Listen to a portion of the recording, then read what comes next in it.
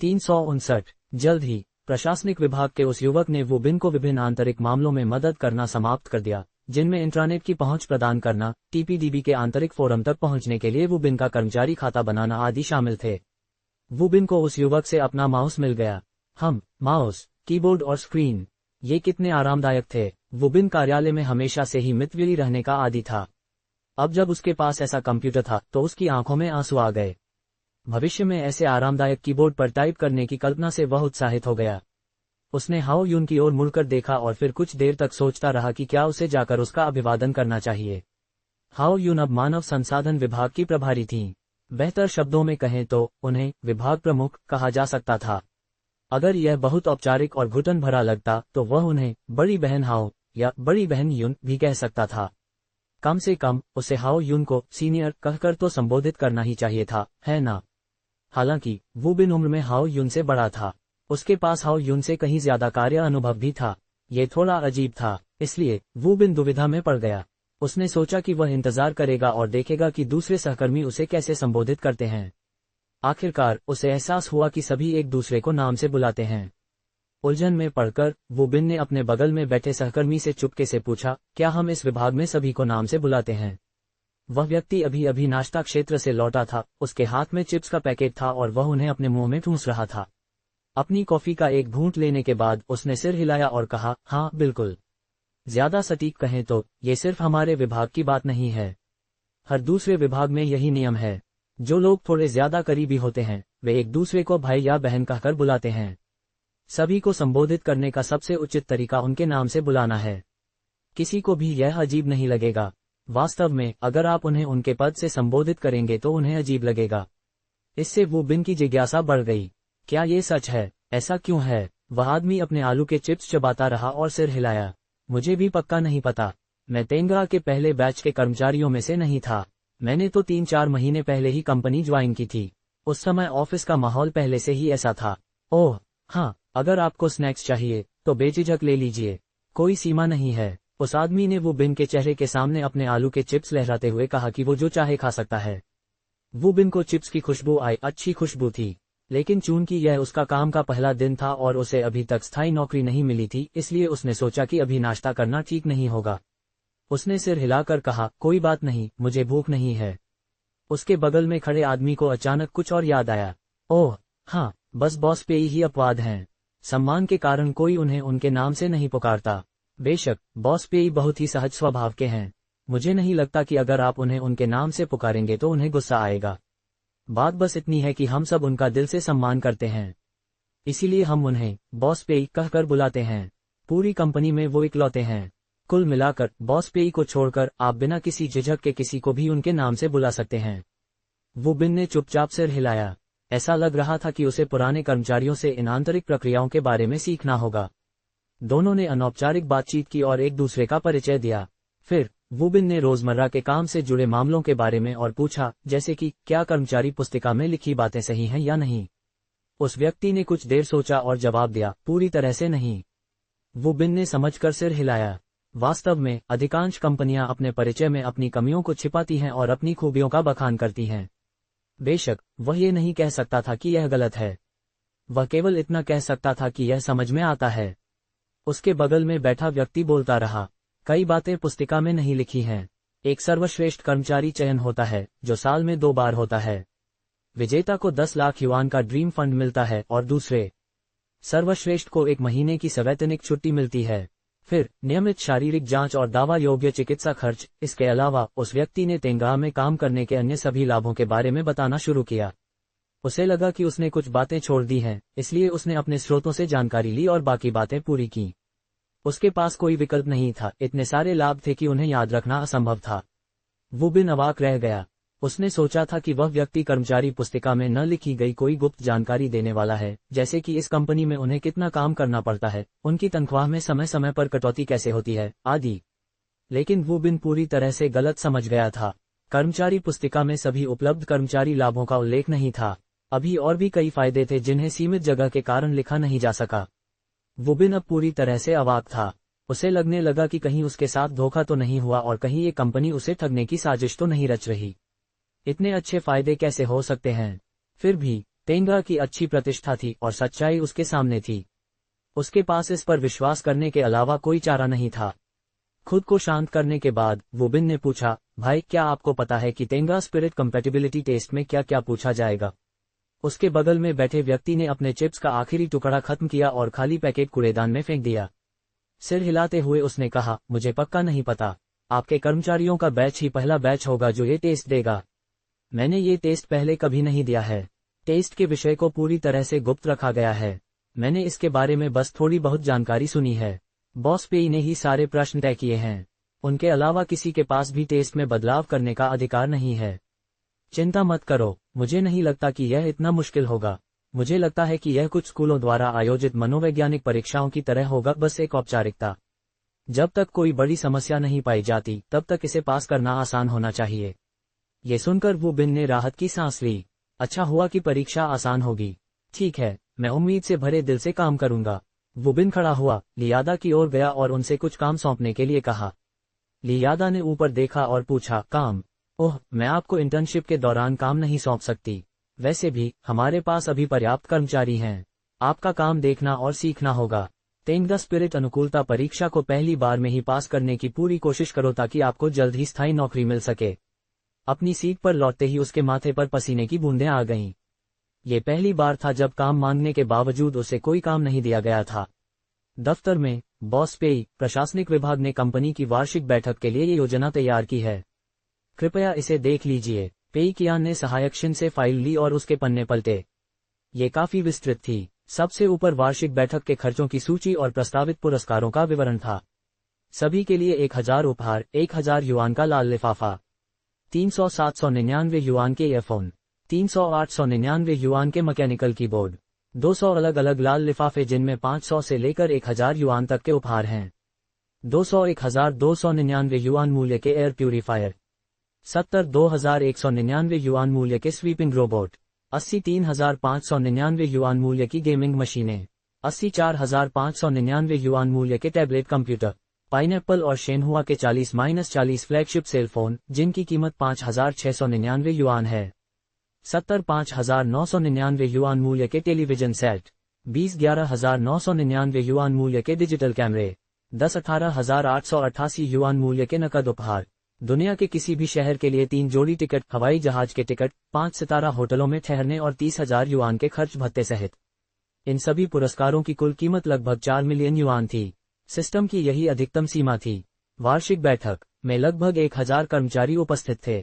बेशक इनमें से अधिकांश अपविन लॉजिस्टिक्स के डिलीवरी कर्मचारी थे। हालांकि ये डिलीवरी कर्मचारी शारीरिक श्रम करने वाले थे, पेई कियान उन्हें कमतर नहीं समझती थीं। ऐसा इसलिए था क्योंकि वे सभी अब भी तेंगा के कर्मचारी माने जाते थे। वे प्रतिदिन पार्सल पहुंचाकर अपना काम बखूबी करते थे। जाहिर है, कंपनी की वार्षिक बैठक जैसे विशेष अवसर पर उन्हें आमंत्रित किया जाना था। पहले तो पेई कियान सभी को महंगे उपहार जैसे कि कोई बढ़िया मोबाइल फोन या कुछ और देना चाहते थे। लेकिन वार्षिक बैठक में दिए जाने वाले सभी उपहारों के बजट को देखते हुए इसका मतलब ये होता कि अन्य उपहारों का मूल्य कम करना पड़ता। इससे लकी ड्रॉ का रोमांच कम हो जाता।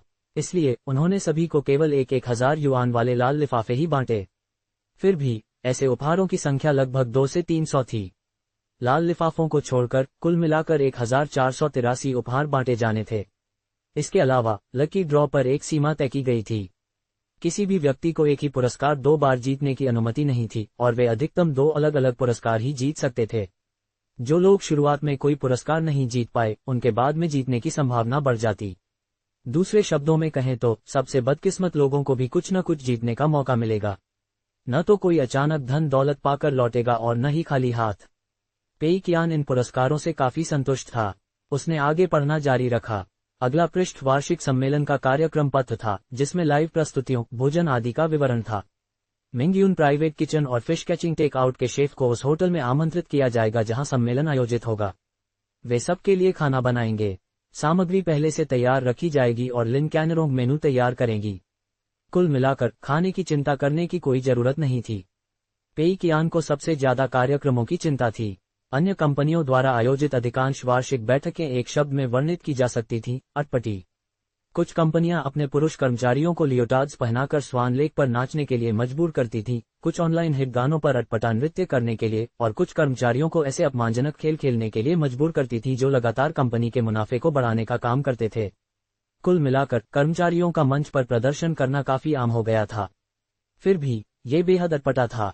पेई कियान को समझ नहीं आ रहा था कि यह मानवता का पतन है या नैतिकता का। सहायक शिन द्वारा तैयार किए गए कार्यक्रमों में ऐसी कोई गलती नहीं थी। कुल मिलाकर वे काफी अच्छे लग रहे थे। न ही विभाग प्रमुखों से महिलाओं के वेश में मंच पर प्रदर्शन करने का कोई बेतुका अनुरोध था।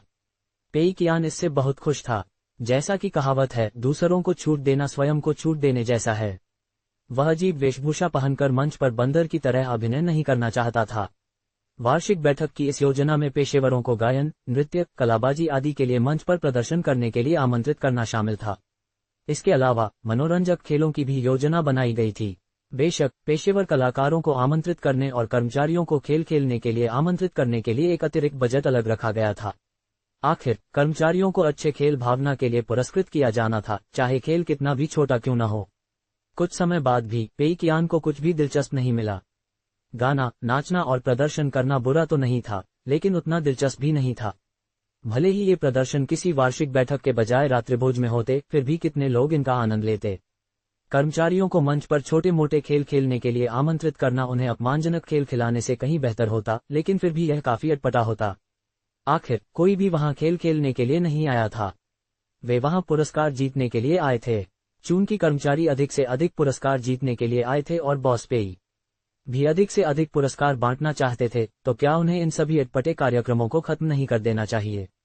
कुछ सोचने के बाद पेई कियान ने कहा, हम सारे कार्यक्रम और खेल हटा सकते हैं। कैप्सूल मशीन और क्लॉ मशीन को कार्यक्रम स्थल पर ले आइए। रिंग टॉस, बूमरैंग या खिलौना बंदूक के लिए भी कुछ स्टेशन बना दीजिए। फिर पूरा स्थान मनोरंजन सुविधाओं, कैप्सूल, मुलायम खिलौनों और तरह तरह की आकृतियों से भर जाएगा। हर व्यक्ति को कुछ टोकन दिए जाएंगे, जिनका उपयोग वे खेल खेलने के लिए कर सकते हैं। बिल्कुल सही, क्लॉ मशीन जैसे मुश्किल खेलों को इस तरह से व्यवस्थित करें जिससे लोगों के जीतने की संभावना बढ़ जाए।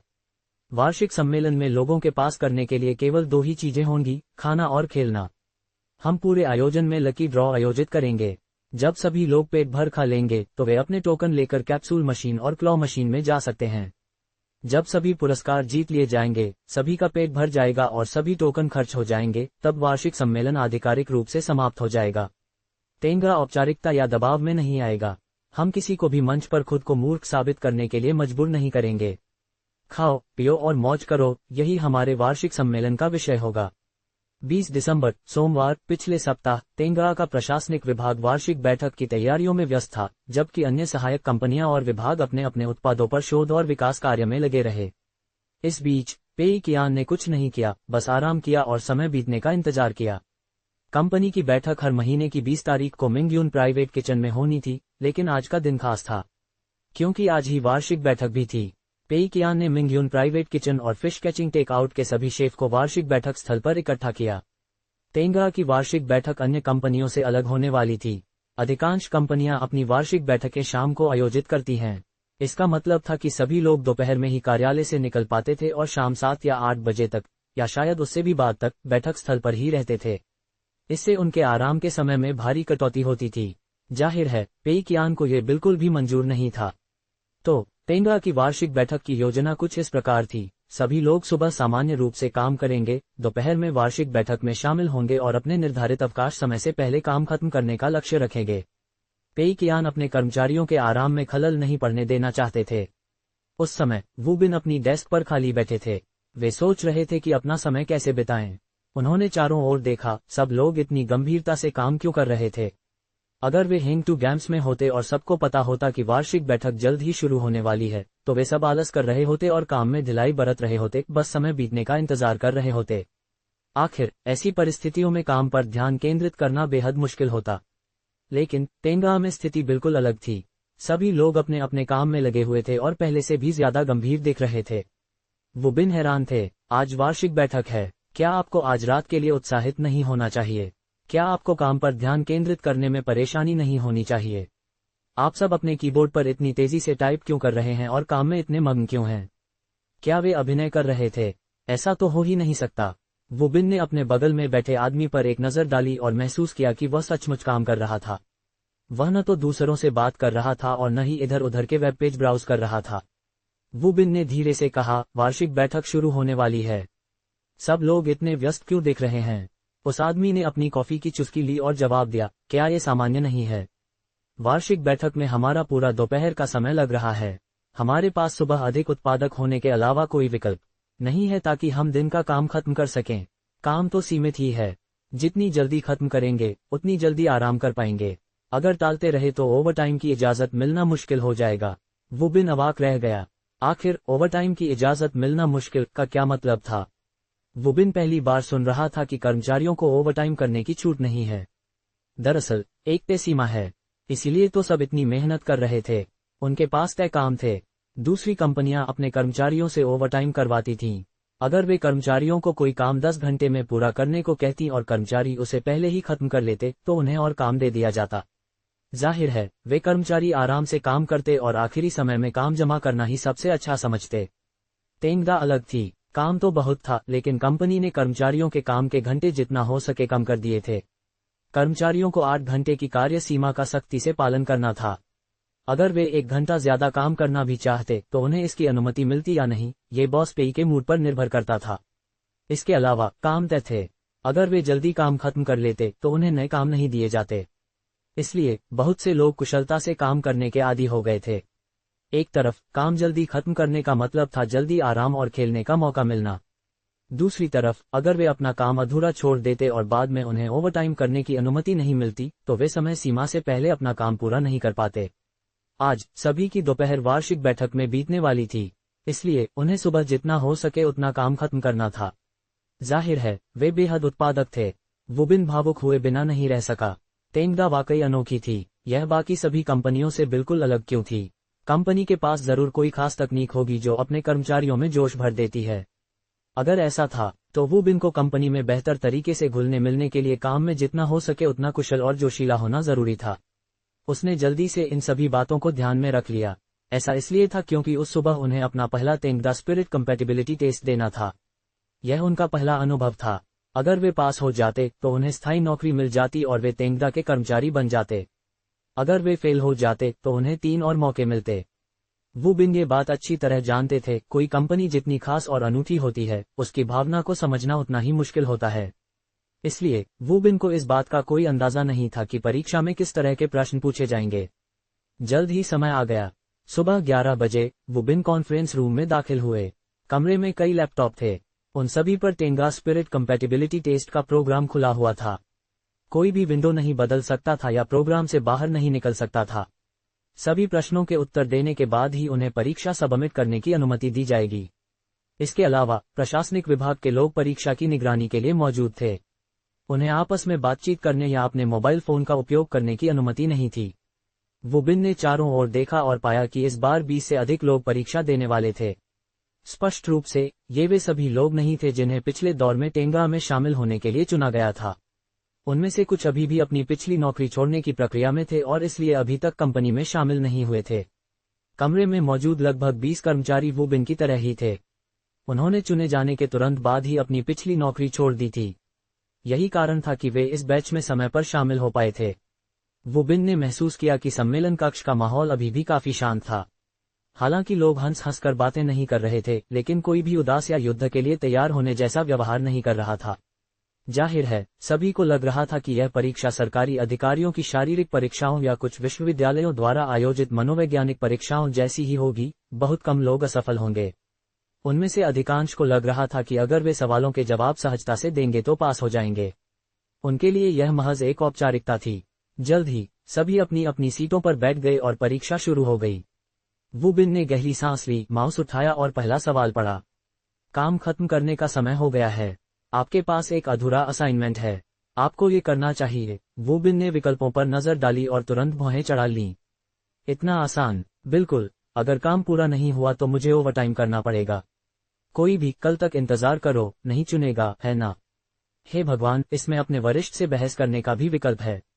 जो भी इस विकल्प को चुनेगा उसे शायद तुरंत नौकरी से निकाल दिया जाएगा, है ना?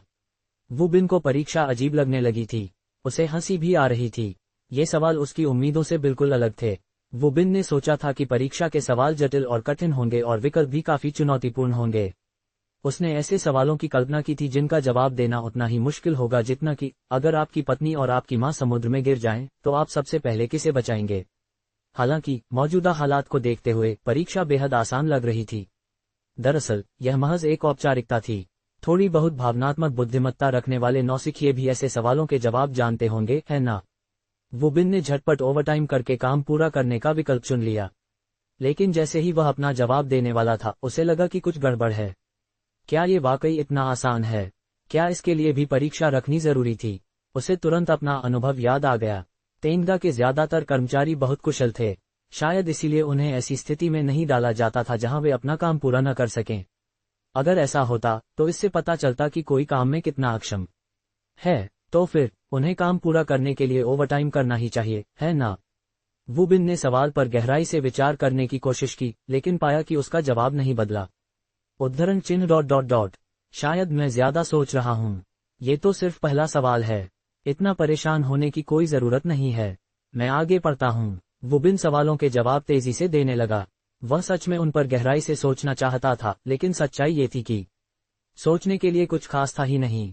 हर कोण से देखें तो सवालों के जवाब साफ थे। जैसे जैसे वह सवालों के जवाब देता गया, वुबिन अचानक भौहें सिकुड़ने लगा।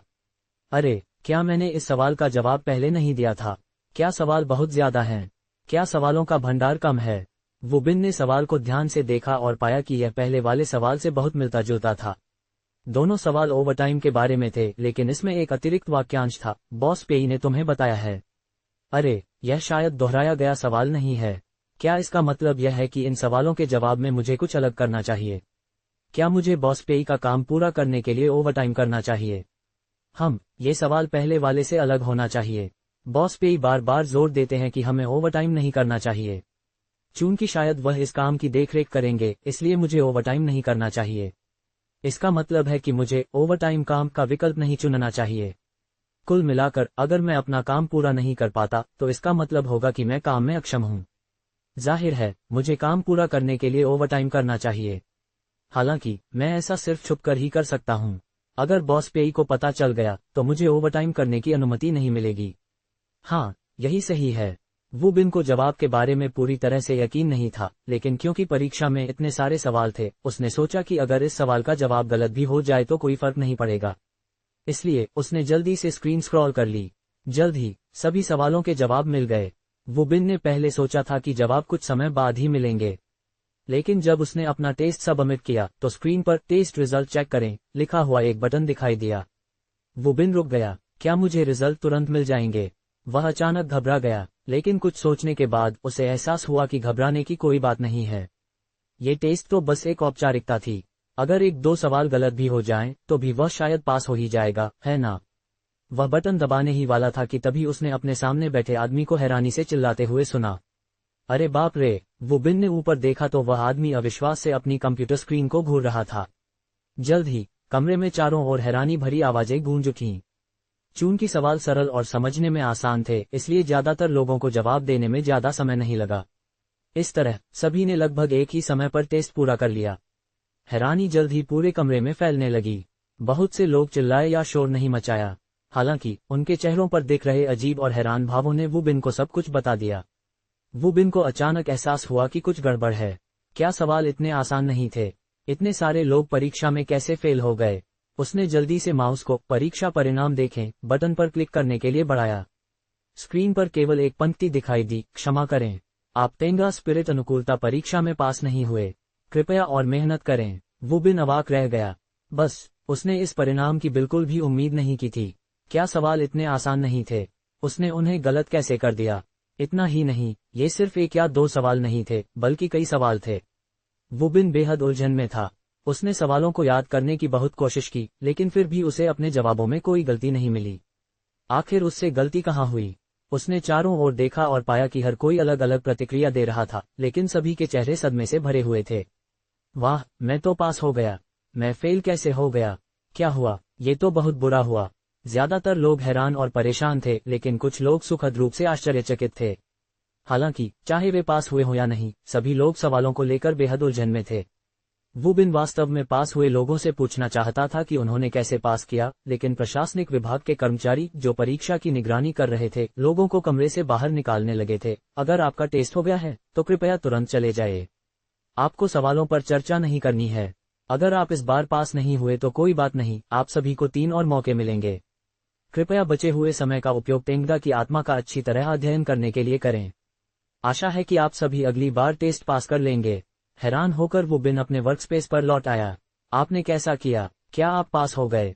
उसके बगल में बैठे व्यक्ति ने कीबोर्ड पर टाइप करते हुए पूछा।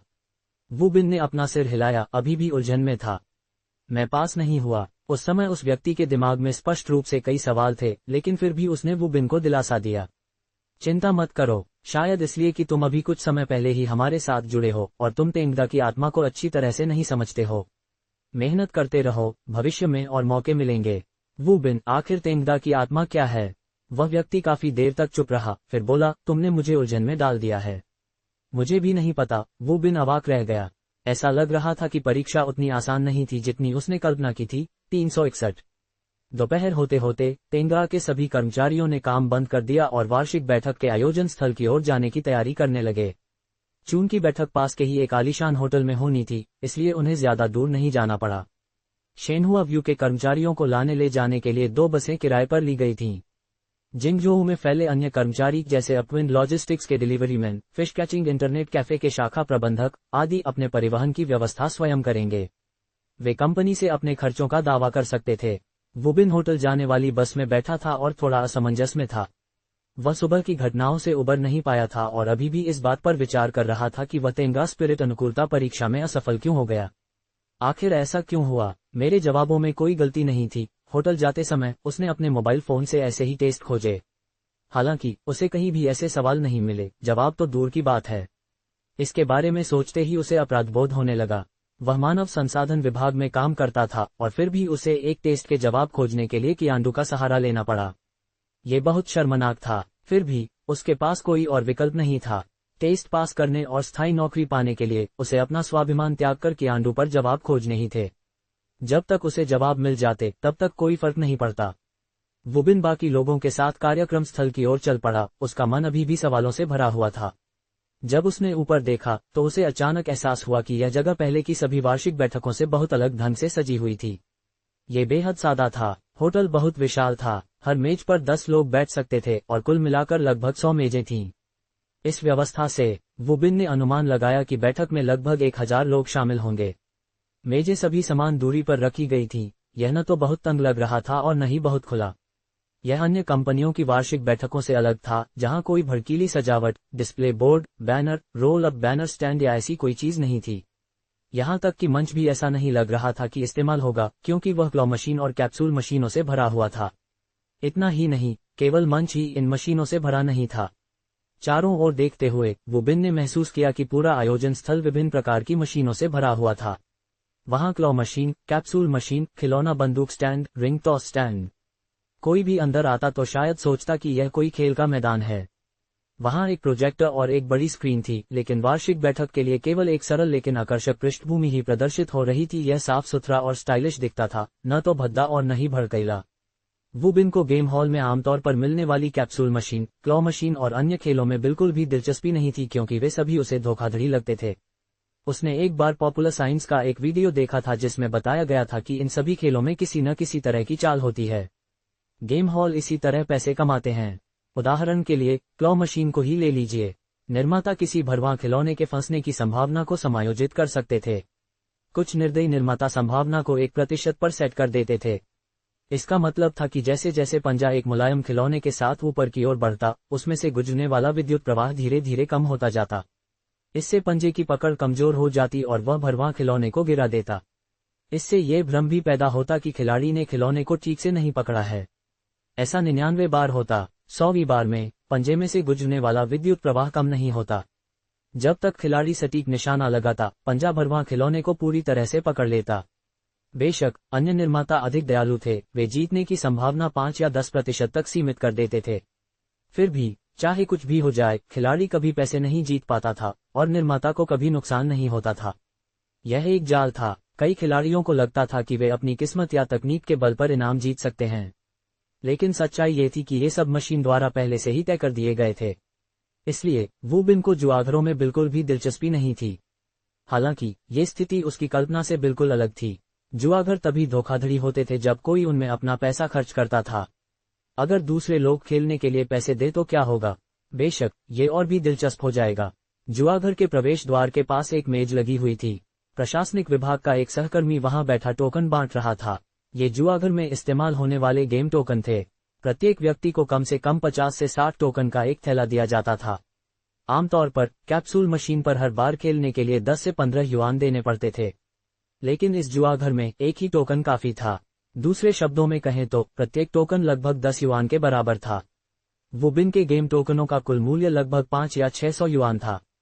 ये टोकन उसे निःशुल्क दिए गए थे और वह जितना चाहे खेल सकता था। स्पष्ट रूप से यह अन्य कई गेम हॉलों की तरह कोई धोखाधड़ी नहीं थी। बेशक प्रशासनिक विभाग के सहकर्मी ने सभी को यह भी बताया था कि मनोरंजन कार्यक्रम दोपहर के भोजन के बाद होने वाले थे। खाना खत्म करने के बाद ही वे खेल खेल सकेंगे। वू बिन अपने गेम टोकन पाकर काफी खुश था, लेकिन बात यहीं खत्म नहीं हुई। प्रशासनिक विभाग के सहकर्मी ने उसके हाथों में एक मोटा लाल लिफाफा भी थमा दिया। मुस्कुराते हुए उसने कहा, यह एक उपहार है। वू बिन हैरान रह गया। मैं अभी अभी कंपनी में आया हूं और अभी तक मेरी नौकरी पक्की नहीं हुई है। क्या मुझे ये भी मिलेगा? सहकर्मी मुस्कुराया और सिर हिलाया। बिल्कुल, उपहार तो हर उस व्यक्ति के लिए होते हैं जो यहाँ आता है। वू बिन का दिल तुरंत खुश हो गया। ये तो बहुत अच्छी बात है। उपहार तो हर उस व्यक्ति के लिए होते हैं जो यहाँ आता है। जब वू बिन हिंग टू गेम्स में था तब केवल 3 महीने से अधिक समय से कार्यरत कर्मचारी ही लकी ड्रॉ में भाग ले सकते थे। इंटर्न समेत बाकी सभी को बाहर रखा गया था। ऐसा इसलिए था क्योंकि पहले एक बेहद अजीब घटना घटी थी। कंपनी में अभी अभी शामिल हुए एक इंटर्न ने 10,000 युआन का लैपटॉप, जो कि प्रथम श्रेणी का पुरस्कार था, जीता था और फिर अगले ही दिन नौकरी छोड़ दी थी। तब से कंपनी ने इंटर्न को लकी ड्रॉ में भाग लेने से प्रतिबंधित कर दिया था।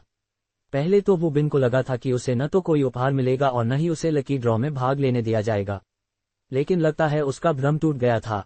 तेंगा कंपनी उसे बाहरी नहीं समझ रही थी, वह उससे बचने के लिए कोई चाल नहीं चल रही थी। ये सोचकर वू बिन को सुबह तेंगा स्पिरिट कंपैटिबिलिटी टेस्ट में असफल होने का बहुत बुरा लगा। कंपनी मेरे साथ इतना अच्छा व्यवहार करती है, फिर भी मैं उनमें से एक बनने के लायक नहीं हूँ। बहुत बुरा लग रहा है। मुझे जल्द से जल्द तेंगा स्पिरिट को समझना होगा ताकि मैं कंपनी को अपना योगदान दे सकूं। वू बिन मानव संसाधन विभाग के अपने बाकी सहकर्मियों के साथ कार्यक्रम स्थल पर गया और अपनी सीट पर बैठ गया। उसने तुरंत लाल लिफाफे से पैसे निकाले और गिने। उसमें 10 लाल नोट थे। वू बिन के लिए यह बहुत बड़ी रकम थी। आखिर उसे हिंग टू गेम्स की वार्षिक बैठक के उपहार के रूप में सिर्फ एक शैम्पू किट मिली थी, और तो और वह बालों के झड़ने के लिए शैम्पू था। हालांकि यह अधिकांश कर्मचारियों के लिए काफी उपयोगी था, लेकिन इसकी कीमत मात्र कुछ युआन ही थी। इसकी तुलना में तेंगा अपने उपहारों में भी बहुत उदार था। वू बिन कल्पना ही कर सकता था कि लकी ड्रॉ के पुरस्कार कितने शानदार होंगे। नए गेम टोकन से खेलते हुए वू बिन ने अपने आसपास का जायजा लिया। मंच पर एक लंबी मेज थी जिस पर लाल कपड़ा बिछा हुआ था। ऐसा लग रहा था कि लाल कपड़े के नीचे बहुत सी चीजें छिपी हुई हैं। वू बिन ने अंदाजा लगाया कि ये वार्षिक बैठक के पुरस्कार थे। असल में ये क्या थे, वू बिन को ठीक से पता नहीं था, लेकिन पुरस्कारों का ढेर पहाड़ जितना ऊंचा था, जिससे लग रहा था कि पुरस्कार बहुत सारे होंगे। देखते ही देखते लगभग सारी सीटें भर गईं। तेंगा की वार्षिक बैठक में कर्मचारियों का न आना नामुमकिन था। बॉस पेई ने बार बार कहा था कि वार्षिक बैठक में किसी को भी अनुपस्थित रहने की इजाजत नहीं है, सिवाय तब जब कोई इतना बीमार हो कि बिस्तर पर पड़ा रहे। वू बिन ने पहले एक कंपनी के एक कर्मचारी के बारे में सुना था जो ओवरटाइम काम करने की वजह से वार्षिक बैठक में नहीं आ पाया था। नतीजतन वह लकी ड्रॉ से अपना पुरस्कार जीतने से चूक गया। तेंगा में ऐसा कभी नहीं हो सकता था, वरना इसके गंभीर परिणाम हो सकते थे। ओवरटाइम काम करने वाले कर्मचारी के अलावा उसके वरिष्ठ अधिकारी और विभाग प्रमुख भी फंस सकते थे। वू बिन ने अपनी घड़ी देखी। दोपहर के 12:30 बज रहे थे। वह भी सोच ही रहा था कि वार्षिक बैठक कब शुरू होगी, तभी वेटर ने पहला खाना परोस दिया। वू बिन अवाक रह गया। रुको, क्या कार्यक्रम में कोई गड़बड़ है? आमतौर पर वार्षिक बैठकें एक औपचारिक उद्घाटन, कुछ चटपटे प्रदर्शनों और कंपनी प्रमुख के भाषण से शुरू होती हैं। प्रमुख पिछले वर्ष के परिणामों का सारांश देते हैं और भविष्य के कुछ लक्ष्यों के बारे में संक्षेप में बताते हैं। फिर कई और कार्यक्रमों और प्रदर्शनों के बाद व्यंजन परोसे जाते हैं। लेकिन न केवल कोई अटपटा प्रदर्शन नहीं हुआ, बल्कि बॉस पेई ने भाषण भी नहीं दिया। वू बिन ने सामने की कुछ मेजों पर बड़ी मुश्किल से नजर डाली और पाया कि बॉस पेई का मंच पर जाकर भाषण देने का कोई इरादा नहीं था। इसके बजाय ऐसा लग रहा था कि वह सोच रहे हैं कि उन्हें पहले कौन सा व्यंजन चखना चाहिए। वू बिन को चक्कर आने लगा। ये वार्षिक बैठक कितनी व्यवहारिक थी। सबके आते ही खाना परोस दिया गया। 1 मिनट की भी देरी नहीं हुई। उसी क्षण बड़ी स्क्रीन पर लकी ड्रॉ के लिए उल्टी गिनती शुरू हो गई। हे भगवान, क्या यह इतना आसान है? वू बिन खुशी से झूम उठा। बॉस पेई के न बोलने पर भी कोई आपत्ति नहीं थी, लेकिन लकी ड्रॉ से पहले होस्ट को कम से कम दर्शकों को थोड़ा उत्साहित करना चाहिए था और माहौल को खुशनुमा बनाना चाहिए था, है ना? लेकिन ऐसा कुछ नहीं हुआ। लकी ड्रॉ तुरंत शुरू होने वाला था। नियमित अंतराल पर पुरस्कार दिए जाएंगे। जाहिर है, कर्मचारियों की जानकारी और तस्वीरें पहले ही सिस्टम में दर्ज कर ली गई थीं। डेटाबेस से एक व्यक्ति को चुना जाएगा। पहले पुरस्कार की घोषणा भी हो चुकी थी। कुल मिलाकर 300-799 युआन के ईयरफोन बांटे जाने थे। ये 799 युआन के ईयरफोन शायद आम ईयरफोन से थोड़े ही बेहतर साउंड देते थे। हालांकि इस कीमत में ब्लूटूथ ईयरफोन साथ ले जाने में बेहद सुविधाजनक और इस्तेमाल करने में आसान थे। कई लोगों को साउंड क्वालिटी में फर्क पता ही नहीं चलता। फिर भी साथ ले जाने में आसान ब्लूटूथ ईयरफोन का एक अतिरिक्त जोड़ा होना बुरा नहीं था। कम से कम वे काम पर आते जाते समय इसका इस्तेमाल कर सकते थे। इसलिए सभी लोग बड़ी स्क्रीन पर उत्सुकता से देख रहे थे। उनके चेहरे बता रहे थे कि वे जीतने के लिए कितने बेताब थे। स्क्रीन पर शानदार इफेक्ट्स थे और तस्वीरें तेजी से स्क्रीन के बीचों बीच से गुजर रही थीं। आखिर में स्क्रीन एक ऐसे सहकर्मी की तस्वीर पर आकर रुकी जिसे वो बिन नहीं जानता था। उसी समय हॉल के कोने से एक चीख सुनाई दी। फिर तालियां बजने लगीं। जाहिर है, उस कर्मचारी के विभाग के अन्य सहकर्मी उस भाग्यशाली व्यक्ति को बधाई दे रहे थे। इसके बाद तस्वीर छोटी होकर स्क्रीन के ऊपरी बाएं कोने में चली गई। स्क्रीन के बीचों बीच से एक बार फिर तेजी से तस्वीरें गुजरने लगीं, जब तक कि एक और भाग्यशाली विजेता का चयन नहीं हो गया। एक एक करके स्क्रीन पर तस्वीरें दिखाई देने लगीं। हॉल में चारों ओर तरह तरह की आवाजें सुनाई दे रही थीं। कहीं खुशी की आवाजें थीं तो कहीं निराशा की आहें। मैं जीत गया। वाह, ब्लूटूथ ईयरफोन बढ़िया चीज है। अरे कोई बात नहीं, कोई बात नहीं। पीछे रखे इनाम ज्यादा अच्छे होते। शुरुआत में तालियां बहुत जोर से बज रही थीं। हालांकि विजेताओं का चयन बहुत तेजी से हो रहा था और अकेले ईयरफोन के ही 300 विजेता थे, इसलिए ताली बजाते बजाते सब थकने लगे। फिर भी तालियां धीमी होती जा रही थीं, लेकिन हॉल का माहौल और भी जीवंत होता जा रहा था। जल्द ही हॉल में मौजूद सभी लोगों का ध्यान सिर्फ 2 चीजों पर केंद्रित हो गया, खाना और विशाल स्क्रीन को देखना। हालांकि वार्षिक सम्मेलन का कोई मेजबान नहीं था, फिर भी किसी को भी खोया हुआ या असहज महसूस नहीं हुआ, बल्कि उन्हें ऊर्जा मिली। वैसे भी उन बेकार कार्यक्रमों को कौन देखना चाहता था? सबको तो बस इनाम जीतने में दिलचस्पी थी। फिलहाल प्रथम पुरस्कार के लिए 300 लोगों का चयन किया जा रहा था। यह उपस्थित कर्मचारियों का 1/3 हिस्सा था। तालियों की गड़गड़ाहट लगातार बढ़ती और घटती रही। देखते ही देखते विशाल स्क्रीन पर अन्य पुरस्कार दिखाई देने लगे। 899 युआन के मैकेनिकल कीबोर्ड से लेकर 1299 युआन के एयर प्यूरीफायर, 2199 युआन के स्वीपिंग रोबोट और वैक्यूम क्लीनर, 3599 युआन की गेम मशीनें। इनामों का मूल्य बढ़ता जा रहा था और दर्शकों का उत्साह भी बढ़ता जा रहा था। वो बिन स्क्रीन पर अलग अलग इनामों को चमकते हुए देख रहा था और हैरान होता जा रहा था। इतने सारे इनाम कैसे तैयार किए गए थे? हेंग2 गेम्स की वार्षिक सभाओं में केवल 4 या 5 प्रकार के इनाम ही तैयार किए जाते थे। प्रवेश उपहार, तीसरा पुरस्कार, दूसरा पुरस्कार, पहला पुरस्कार और शायद कुछ अन्य विशेष उपहार। इसके अलावा हर प्रकार के इनामों की संख्या भी ज्यादा नहीं होती थी, 10 के करीब ही काफी माने जाते थे। फिर भी तेंगा कंपनी इनाम ऐसे बांट रही थी मानो मुफ्त में बांट रही हो। शुरुआत में 300 ईयरफोन और मैकेनिकल कीबोर्ड बांटे गए। बाद में इनामों का मूल्य काफी बढ़ जाने के बावजूद 1 या 200 ही इनाम बांटे गए। ये किसी भी अन्य कंपनी द्वारा लकी ड्रॉ में दिए जाने वाले इनामों से कहीं ज्यादा था। वो बिन ने स्वीपिंग रोबोट तक बांटे गए सभी इनामों का एक मोटा अनुमान लगाया और पाया कि 1000 से ज्यादा इनाम पहले ही जीते जा चुके थे। उपस्थित लोगों की संख्या से इसकी तुलना करते हुए वो बिन ने अनुमान लगाया कि हर किसी ने कुछ न कुछ जीत लिया होगा। वो बिन की किस्मत कुछ खास अच्छी नहीं थी। कुछ देर पहले तक उसने कुछ भी नहीं जीता था, लेकिन फिर अचानक उसे 2199 युआन का एक हैंडहेल्ड वैक्यूम क्लीनर मिल गया। वो बिन की नजर इस वैक्यूम क्लीनर पर काफी समय से थी। उसे यह नहीं चाहिए था, बल्कि उसकी पत्नी को चाहिए था। यह एक मशहूर विदेशी ब्रांड का था। दिखने में तो यह अच्छा था ही, साथ ही इस्तेमाल करने में भी बहुत आसान था। इसकी एकमात्र कमी इसकी महंगी कीमत थी। वो बिन ने इसे पहले भी कई बार खरीदने का सोचा था, लेकिन हर बार उसने इसे न खरीदने का फैसला किया क्योंकि यह बहुत महंगा था। फिर भी अब उसने इसे वार्षिक सम्मेलन में जीत लिया।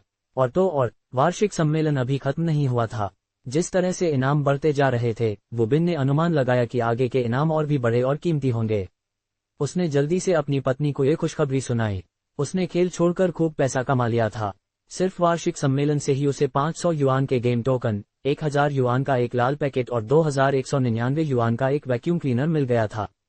ये तो हिंग टू गेम्स की वार्षिक बैठकों में मिलने वाली किसी भी राशि से कहीं अधिक था।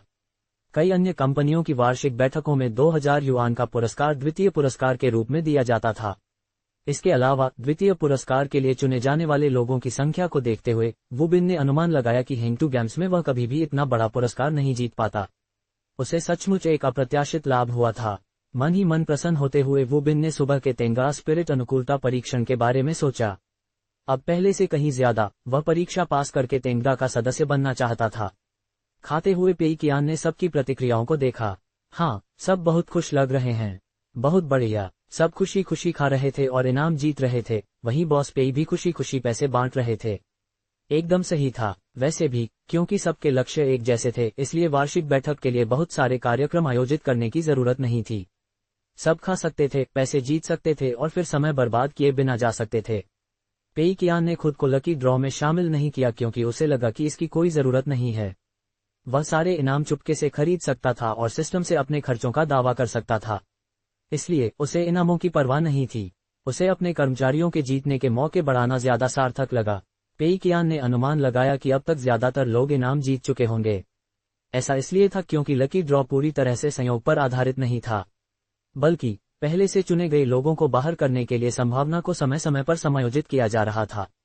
हर व्यक्ति ज्यादा से ज्यादा 2 इनाम जीत सकता था। इसके अलावा जो लोग शुरुआत में नहीं चुने गए थे, उनके बाद में जीतने की संभावना अधिक होगी। 362। अचानक पेई कियान को लगा कि कुछ गड़बड़ है। ऐसा क्यों लग रहा था कि उसकी मेज पर बैठे बहुत कम लोगों को ही पुरस्कार मिले हैं। तेंगा कॉर्पोरेशन के लगभग सभी प्रमुख और मुख्य अधिकारी उस मेज पर बैठे थे। उनमें हुआंग सिबो, लू मिंगलियांग, लिनवान, बाओजू, लियाडा, मायांग, झांग युआन और अन्य शामिल थे। मेज पर एक सीट खाली होने के कारण पेई कियान ने तांग येशु को भी उनके साथ बैठने का इंतजाम किया। वार्षिक बैठक शुरू होते ही उन्होंने पुरस्कार बांटना शुरू कर दिया। लगभग हर 2 सेकंड में एक नए विजेता की घोषणा हो रही थी और प्रत्येक ड्रॉ कई मिनट तक चलता था। अंतराल बहुत लंबा नहीं था। वार्षिक बैठक शुरू हुए लगभग 1 घंटा बीत चुका था। पेई कियान का अनुमान था कि 1000 से अधिक पुरस्कार बांटे जा चुके थे। तालियों और जयकारों की गूंज पूरे समय बढ़ती और घटती रही। इसके अलावा यह आयोजन हॉल के विभिन्न स्थानों से आ रही थी। चूंकि पेई कियान ने लकी ड्रॉ में भाग नहीं लिया था, इसलिए उन्हें लगा कि दूसरों का पुरस्कार जीतना स्वाभाविक है। लेकिन दोबारा सोचने पर लगा कि मानो पूरी मेज पर बैठे लोग पूरे समय उदास थे। क्या वे इसलिए ज्यादा गंभीर व्यवहार कर रहे थे क्योंकि वे मेरे साथ एक ही मेज पर बैठे थे? ऐसा तो नहीं हो सकता है ना। ऐसा लग रहा था जैसे मेज पर किसी ने भी कुछ नहीं जीता हो। असमंजस में पड़कर पेई कियान ने हुआंग सिबो की ओर झुककर धीमी आवाज में पूछा, क्या आपने कोई इनाम जीता है? हुआंग सिबो ने सिर हिलाकर कहा, नहीं। पेई कियान ने अपने बगल में बैठे लू मिंगलियांग की ओर मुड़कर पूछा, क्या आपने कोई इनाम जीता है? लू मिंगलियांग ने भी सिर हिलाकर कहा, नहीं। पेई कियान ने उसके सामने देखा तो तांग येशु बैठी थी, जो सिर झुकाकर खाना खा रही थी और उसकी नजरें मिलाने से बच रही थी। अचानक पेई कियान को समझ आ गया। क्या उसका प्रभाव इतना बढ़ गया था कि अब वह झूठी संभावना को भी प्रभावित कर सकती थी? तर्क के अनुसार 1000 से ज्यादा इनाम बांटे जाने चाहिए थे। फिर भी इनमें से किसी ने भी एक भी इनाम नहीं जीता था। उनके जीतने की संभावना अब तक काफी बढ़ जानी चाहिए थी। फिर भी उन्हें कुछ भी हासिल नहीं हो रहा था। यह अजीब था। पेई कियान को अचानक उन पर तरस आने लगा। उसने तांग येशु को कहीं और भेजने के बारे में सोचा ताकि वे जुए में अपनी किस्मत फिर से आजमा सकें। जहां तक बदकिस्मत बच्ची तांग येशु की बात है, वह भविष्य में उसकी भरपाई करने का कोई न कोई तरीका जरूर निकालेगा। हालांकि इससे पहले कि पेई कियान उसे कहीं और भेजने का कोई ठोस कारण सोच पाता, हुआंग सिबो ने हैरानी से कहा, अरे, मैं जीत गया, एक अनानास वाला मोबाइल फोन। सब लोग उसे बधाई देने ही वाले थे कि तभी लू मिंगलियांग ने भी खुशी से चिल्लाया, अरे वाह, मुझे भी एक मोबाइल फोन मिल गया। लियाडा ने कहा, मुझे तो टेलीविजन मिल गया। टेबल पर बैठे लोगों के चुने जाने की संभावना काफी बढ़ गई थी। शुरुआत में तो किसी को भी छोटे मोटे इनाम नहीं मिले थे, लेकिन समय बीतने के साथ साथ इनाम और भी बड़े होते गए। अब से उनके द्वारा जीता गया हर इनाम पहले के 2-3 इनामों के बराबर था। पलक झपकते ही टेबल पर रखे सारे इनाम गायब हो गए। टेबल पर बैठे सभी लोग इतने अमीर थे कि वे इन इनामों को खरीद सकते थे, लेकिन उन्हें खरीदना और जीतना बिल्कुल अलग अनुभव था। पेई कियान को आखिरकार राहत मिली। तो बात ये थी, ऐसा लग रहा था जैसे तांग यीशु के शुभ प्रभाव का उल्टा असर हो गया हो। शुभ प्रभाव के कारण उसके आसपास के सभी लोगों का भाग्य खराब हो गया था। साथ ही लकी ड्रॉ की संभावना में भी बदलाव आ गया था। नतीजतन शुरुआत में जिसका भाग्य खराब था, बाद में उसके जीतने की संभावना उतनी ही बढ़ गई। अंत में टेबल पर बैठे सभी लोगों ने आखिरी कुछ बड़े इनाम जीत लिए। पेई कियान ने राहत की सांस ली। अच्छा हुआ उसे तांग यीशु को भेजने के लिए कोई बहाना सोचने की जरूरत नहीं पड़ी, वरना लोगों को पता चल जाता कि किसी को भी इनाम नहीं मिला है और वे सोच सकते थे कि पेई कियान ने पर्दे के पीछे कुछ चाल चली है। अरे रुको, पेई कियान को अचानक एक समस्या समझ में आई। क्या तांग यीशु का शुभ प्रभाव कुछ खास परिस्थितियों में उल्टा पड़ सकता है? इस बार का ही उदाहरण ले लो। शुरुआत में सबकी किस्मत बहुत खराब थी, लेकिन जैसे जैसे इनाम बांटे गए उनकी जीतने की संभावना बढ़ती गई और आखिर में उन्होंने बड़े इनाम जीत लिए। अगर काम पर भी ऐसा ही होता तो क्या उसके साथ भी ऐसा ही नहीं होता? अचानक पेई कियान घबरा गया, लेकिन थोड़ा सोचने पर उसे एहसास हुआ कि शायद समस्या इतनी बड़ी नहीं थी। ऐसा इसलिए था क्योंकि उसने इस लकी ड्रॉ के लिए संभावनाओं को पर्दे के पीछे से बदल दिया था। जिन लोगों को शुरुआत में कुछ नहीं मिला था, उनके जीतने की संभावना बाद में बढ़ गई थी। लेकिन काम पर ऐसा कुछ नहीं होता, इसलिए समस्या शायद इतनी बड़ी नहीं थी। पेई कियान ने राहत की सांस ली और अपना खाना जारी रखा। विशाल स्क्रीन पर नामों की सूची एक बार फिर चलने लगी। अब तक अधिकांश लोग लगभग पेट भर चुके थे। विभिन्न मेजों पर बैठे कई कर्मचारियों ने अपने चॉपस्टिक नीचे रख दिए थे और अब पूरी तरह से विशाल स्क्रीन पर ध्यान केंद्रित करके अंतिम विजेता की घोषणा का इंतजार कर रहे थे। 18,888 युआन के नकद पुरस्कार वितरित किए जा चुके थे। लियाडा और झांग युआन ने एक एक पुरस्कार जीता। इन लोगों के जीतने की संभावना बाकी टेबलों से कहीं बेहतर थी। 10 नकद पुरस्कार बांटे जाने के बाद अंतिम पुरस्कार विशाल स्क्रीन पर दिखाई दिया। दुनिया के किसी भी शहर की यात्रा करने और वहां 5 दिन ठहरने के लिए 3 जोड़ी टिकट। जैसे ही पुरस्कार स्क्रीन पर दिखाई दिया, सभी लोग बातें करने लगे और उत्साहित हो गए। वाह, दुनिया के किसी भी शहर के लिए 3 जोड़ी टिकट। इसका मतलब था कि वे अपनी पसंद का कोई भी शहर चुन सकते थे। इसके अलावा इसमें वापसी हवाई टिकट, 5 सितारा होटल में ठहरने का खर्च और अतिरिक्त खर्च भत्ता भी शामिल था, जिसका वे बिना किसी शर्त के उपयोग कर सकते थे। इसका मतलब था कि वे इसे स्थानीय विशिष्टताओं जैसे कि एलवी बैग पर भी खर्च कर सकते थे। क्या ये शानदार नहीं है? सभी ने अपनी चॉपस्टिक नीचे रख दी और विशाल स्क्रीन पर ध्यान केंद्रित कर लिया, ये जानने के लिए उत्सुक थे कि कौन से 3 भाग्यशाली लोग यह विशेष पुरस्कार जीतेंगे। पेई कियान ने देखा कि बावजूद जो उसी टेबल पर बैठा था, चॉपस्टिक पकड़े हुए काम रहा था। इतना ही नहीं, वह विशाल स्क्रीन की ओर देखने की हिम्मत भी नहीं कर रहा था। पेई कियान मन से बिना नहीं रह सका। सचमुच बाओजू को एक भी इनाम नहीं मिला। देख रहे हो, ये तो भगवान की मर्जी है। मुझ पर तुम्हें फंसाने का आरोप मत लगाओ। इस बार मैं बेगुनाह हूँ। तुम सिर्फ अपनी किस्मत को दोष दे सकते हो। स्क्रीन पर तस्वीरें फिर से चलने लगीं।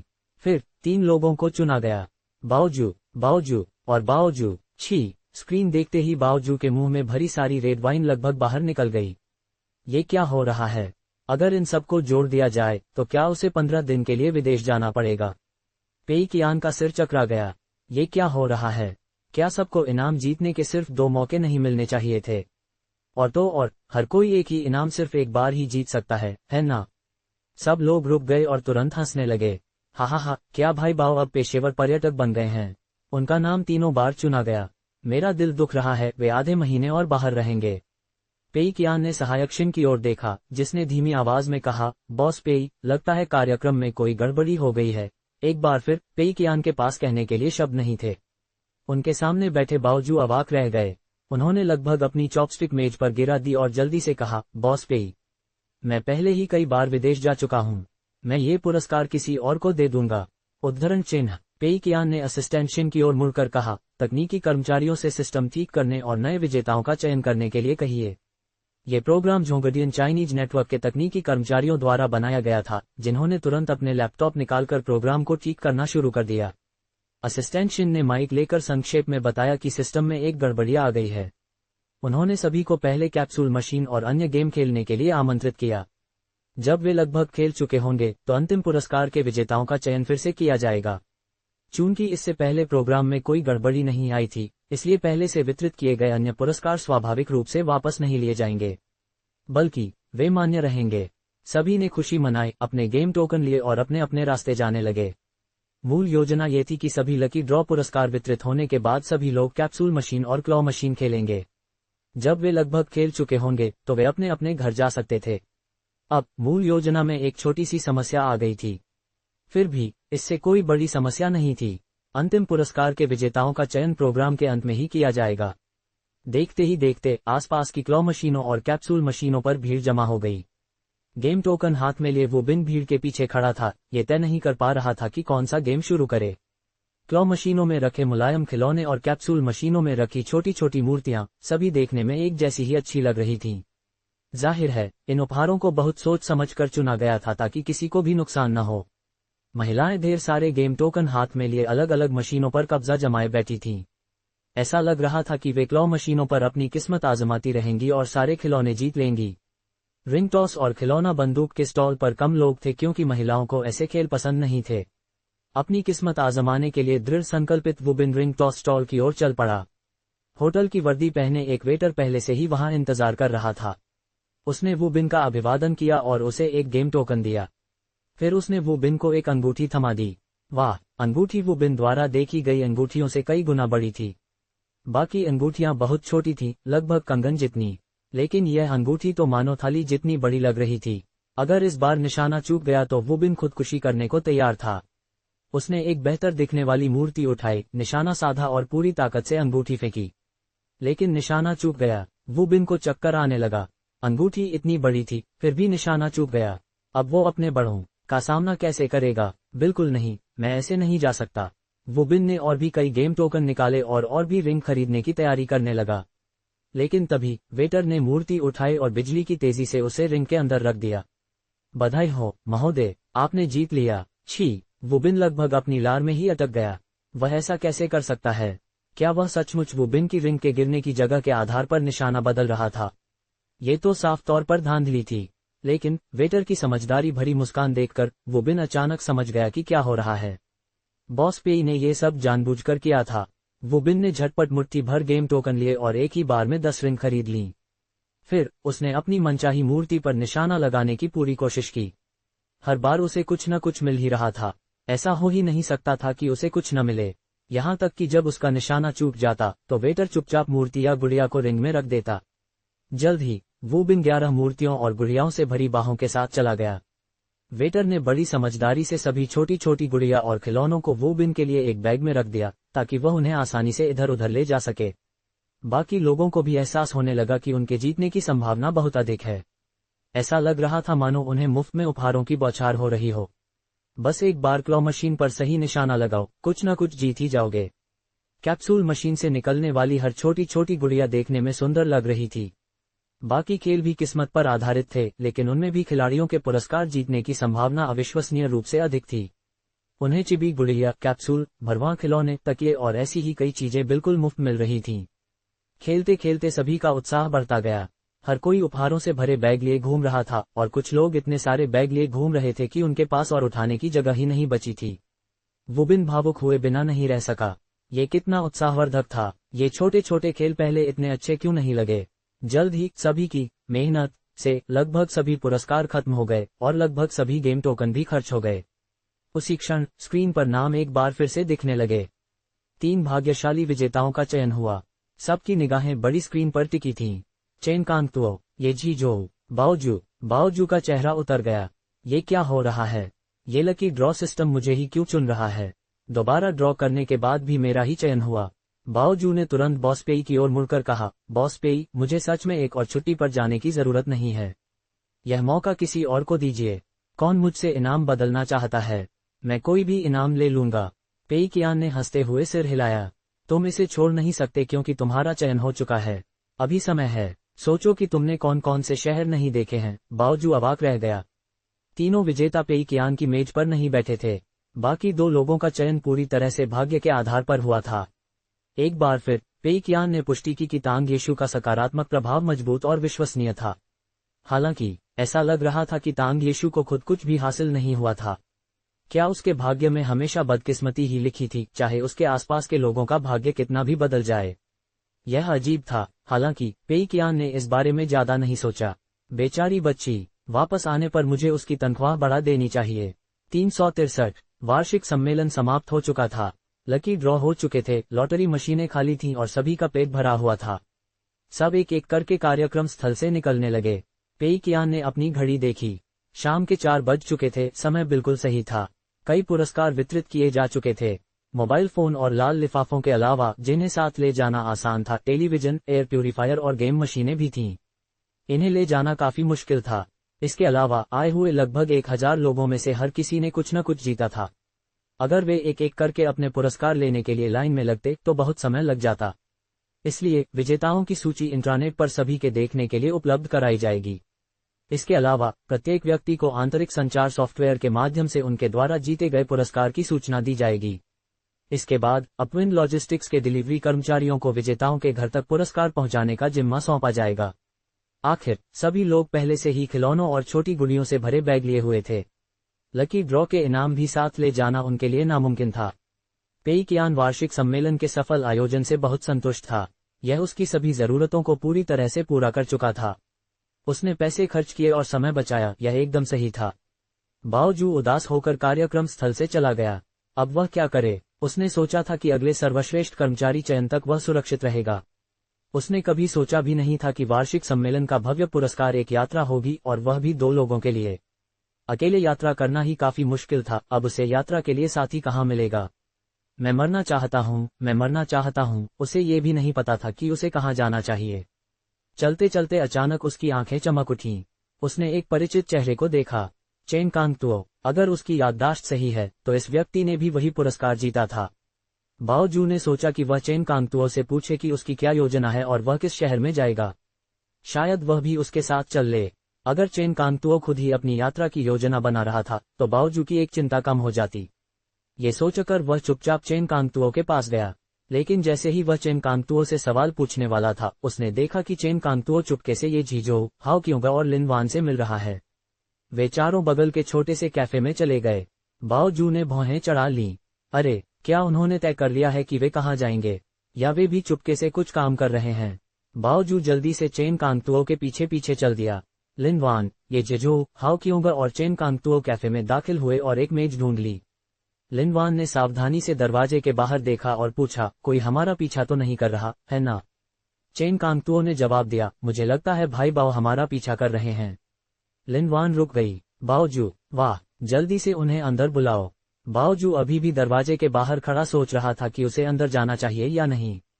उसी क्षण चेन कांगतुओ बाहर आया और उसे अंदर खींच लिया और फिर उसे अपने बगल में बैठने के लिए कहा। बाओजू अचंभित रह गया। क्या हो रहा है? ये लोग छुप छुप कर क्यों घूम रहे हैं? मुझे तो याद आ गया कि मैं कैसे चुपके से ओवरटाइम काम करता हूँ। लिन वान ने गला साफ किया और पूछा, भाई बाओ, क्या आपने अपनी यात्रा के बारे में सोचा है? आप तो इस क्षेत्र में काफी अनुभवी लगते हैं। बाओजू अवाक रह गया। मेरे मामलों में दखल देना बंद करो। कड़वे चेहरे के साथ बाओजू ने जवाब दिया, इसके बारे में बात करना बंद करो। मैं पहले से ही बहुत परेशान हूँ। मुझे यह अनुभव बिल्कुल नहीं चाहिए, जरा भी नहीं। लेकिन बॉस पेई ने पहले ही कहा है कि तुम यह इनाम किसी और को नहीं दे सकते, चेन कांगतुओ ने जवाब दिया। बाओजू ने बेबसी से सिर हिलाया। सही कहा, मैंने इसके बारे में सोच लिया है। क्या बॉस पेई ने यह नहीं कहा था कि मैं अपनी पसंद का कोई भी शहर चुन सकता हूँ? मैं जिंगजोऊ शहर चुनूंगा। फिर मैं शहर के एक 5 सितारा होटल में रह सकूंगा और हर रोज काम पर जाकर खेलता रहूंगा। चेन कांगतुओ ने गला साफ किया। भाई बाओ, जबान संभालो।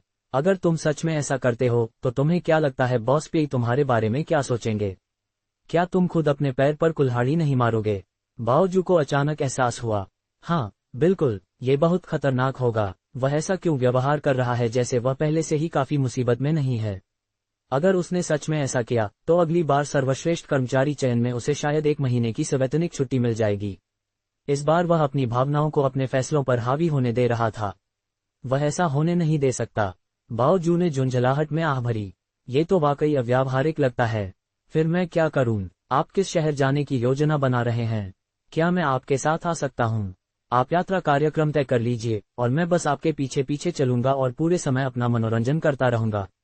चेन कांगतुओ ने हल्की सी मुस्कान बिखेरी और फिर लिन वान की ओर देखा। लिन वान ने आत्मविश्वास से कहा, हमने अमेरिका के टेक्सास जाने का फैसला कर लिया है। बाओजू ने अपना सिर खुजाया। टेक्सास? क्या उस जगह में कुछ खास है? लिन वान ने जवाब दिया, बेशक। सबसे डरावना भूतिया घर वहीं है, smog mountain state mental hospital. बावजूद उसने मेज के चारों ओर बैठे 4 लोगों पर नजर डाली और पाया कि उन सभी के चेहरे पर अलग अलग भाव थे। चेन कांगतुओ ऐसा लग रहा था जैसे वह शांति से मौत का सामना कर रहा हो। हाओ क्योंग गंभीर और दुखी दोनों लग रही थी। ये जिजू थोड़ा पीला और बहुत चिंतित दिख रहा था। लिन वान सबसे अच्छी हालत में लग रही थी। उसकी आंखों में दृढ़ संकल्प भरा था। बाओजू उलझन में था। ये तो बस एक साधारण सी यात्रा है। क्या तुम्हें अपनी जान जोखिम में डालनी है? और मुझे कभी पता ही नहीं था कि तुम सबका ऐसा अनोखा शौक है। रुको, क्या तुम वहां से प्रेरणा लेने की कोशिश कर रही हो? बाओजू को अचानक कुछ समझ आया। लिन वान और ये जिजो एक हॉरर गेम की जिम्मेदारी संभाल रहे थे, जबकि हाओ क्योंग और चेन कांगतुओ एक भूतिया घर की जिम्मेदारी ले रहे थे। ये सभी हॉरर से जुड़े थे। लिन वान ने सिर हिलाया। बिल्कुल सही। जिस हॉरर गेम और भूतिया घर की जिम्मेदारी हम संभाल रहे हैं, दोनों ही बहुत महत्वपूर्ण हैं, लेकिन प्रगति उम्मीद के मुताबिक नहीं हुई है। गेम में लगातार बग आ रहे हैं और यह उतना डरावना नहीं है। भूतिया घर की बात करें तो अभी तक कोई ठोस योजना भी नहीं बनी है। हम ऐसे ही नहीं चल सकते। हमें नवीनतम अनुभवों से सीखना होगा और खुद को ऐसे वातावरण में पूरी तरह से ढालना होगा। तभी हम इस काम को अच्छे से पूरा कर पाएंगे। भाई बाव, आपने ये पुरस्कार अपनी योग्यता के कारण जीता है, लेकिन आपके अलावा। बाओजू का चेहरा गंभीर हो गया। मेरी योग्यता के कारण जीतने का क्या मतलब है? लिन वान ने बोलना जारी रखा। ये जिजू और चेन कांगतुओ ने भी एक यात्रा जीत ली है। ये तो किस्मत का खेल है। भगवान हमें इशारा कर रहे हैं कि हम इस मौके का फायदा उठाएं और जितना हो सके उतना सामान इकट्ठा कर लें। बाओजू ने उन चारों को देखते हुए एक ही बात सोची। पागल, ये लोग तो बिल्कुल पागल हैं। क्या वो भूतिया घर इंसानों के लिए बना था? बाओजू ने smog mountain state mental hospital के बारे में पहले सुना था। कहा जाता था कि यह जंगल में एक वीरान अस्पताल हुआ करता था जो साल भर कोहरे से ढका रहता था। बाद में स्थानीय निवेशकों ने उस वीरान अस्पताल के खंडहरों को भूतिया घर में बदल दिया था। बाहर से देखने पर भूतिया घर एक जर्जर खस्ताहाल पागलखाने जैसा दिखता था। अंदर जाने का कोई तय रास्ता नहीं था और आगंतुक अपनी मर्जी से कहीं भी जा सकते थे। भूतिया घर की रोशनी और डरावने दृश्य देखने में बेहद असली लगते थे। कई कर्मचारी भूत और लाशों का वेश धारण करके आगंतुकों से बातचीत करते थे। कहा जाता था कि इस भूतिया घर को बनाने में 20 लाख अमेरिकी डॉलर खर्च हुए थे। अगर कोई इस पागलखाने का रास्ता जानता भी था और शुरू से अंत तक दौड़ता भी था, तो भी पूरी यात्रा पूरी करने में लगभग 1 घंटा लग जाता था। अगर कोई रास्ता भटक जाता तो उसे कितना समय लगता, यह उसकी किस्मत पर निर्भर करता था। भूतिया घर में प्रवेश करने के लिए व्यक्ति की उम्र 21 साल से अधिक होनी चाहिए थी। उन्हें एक साधारण परीक्षा भी देनी पड़ती थी ताकि यह सुनिश्चित हो सके कि वे मानसिक तनाव को सहन कर सकते हैं। आगंतुकों को डॉक्टर से एक मेडिकल सर्टिफिकेट भी दिखाना होता था, जिसमें यह प्रमाणित हो कि वे भूतिया घर में प्रवेश करने के लिए पूरी तरह स्वस्थ हैं। प्रवेश करने से पहले उन्हें एक पूर्ण क्षतिपूर्ति पत्र पर हस्ताक्षर भी करने होते थे। कुल मिलाकर ये यातना सहने के लिए पैसे खर्च करने की एक क्लासिक जगह थी। कंपनी इस छुट्टी का खर्च उठा रही थी। ये लोग इस मौके का इस्तेमाल मौत को दावत देने के लिए क्यों कर रहे थे? बेशक बाओजू का ऐसा करने का कोई इरादा नहीं था। उसके लिए एक और सशुल्क छुट्टी पर जाना ही काफी कष्टदायक था, लेकिन किसी भूतिया घर में सशुल्क छुट्टी पर जाना तो और भी ज्यादा कष्टदायक होगा। वह ऐसी दयनीय जगह पर खुद को डराने के बजाय सहारा रेगिस्तान में ऊंट देखना ज्यादा पसंद करेगा। फिर भी बाओजू ने हार नहीं मानी। उसने पूछा, आपकी बाकी यात्रा का क्या? लिन वान ने पूछा, बाकी यात्रा से आपका क्या मतलब है? बाओजू हैरान रह गया। ये 5 दिन की छुट्टी है। भूतिया घर में तो सिर्फ 1 दिन लगेगा, है ना? बाकी 4 दिनों का क्या? क्या आप आसपास खरीदारी करने जाएंगी? बाओजू ने सोचा कि अगर बाकी लोग खरीदारी करने जा रहे हैं तो वह होटल में आराम कर सकता है। उसे 4 दिन आलीशान होटल में आराम करने से पहले सिर्फ 1 दिन कष्ट सहना पड़ेगा। ये काफी अच्छा लग रहा था। लिन वान ने सिर हिलाया। ये कितना रोमांचक भूतिया घर है। हम इसे 1 दिन में कैसे पूरा कर सकते हैं? अगर हम बस सरसरी नजर से ही सब कुछ देखेंगे तो उनके लौटने तक हम सब कुछ भूल जाएंगे। क्या बॉस पेई ने खर्च की कोई अतिरिक्त सीमा तय नहीं की है? मैं उन कुछ दिनों में और कुछ नहीं करने की योजना बना रहा हूँ। मैं भूतिया घर के टिकट खरीदता रहूंगा और बार बार इसका अनुभव करूंगा। मैं हर दिन 3 से 4 बार जाने की कोशिश करूंगा। इस तरह 5 दिनों में 13 या 14 बार हो जाएगा। तब शायद मेरे मन पर इसका गहरा असर पड़ेगा। तब तक हम सब 100 लड़ाइयों के माहिर हो चुके होंगे। हमें हॉरर गेम और भूतिया घर पर काम करने की प्रेरणा मिलेगी। बावजूद वह पूरी तरह से हैरान था। क्या वे इंसान थे? वे इस तरह का कार्यक्रम कैसे बना सकते थे? वे दिन में 3-4 बार इतने भयानक भूतिया घर जाने की योजना बना रहे थे। क्या वे जीने से थक गए थे? लिन वान ने हल्की सी मुस्कान के साथ पूछा, कैसा रहेगा? अगर आप इन तीनों के साथ आ जाएं, तो आपको 2 ट्विन रूम मिल जाएंगे। मैं ली याडा को भी साथ ले आऊंगी और सब ठीक रहेगा। बाओजू उलझन में दिख रहा था। ये ठीक नहीं है, ली याडा और मैं गॉग के प्रभारी हैं। हॉरर गेम का हमसे कोई लेना देना नहीं है।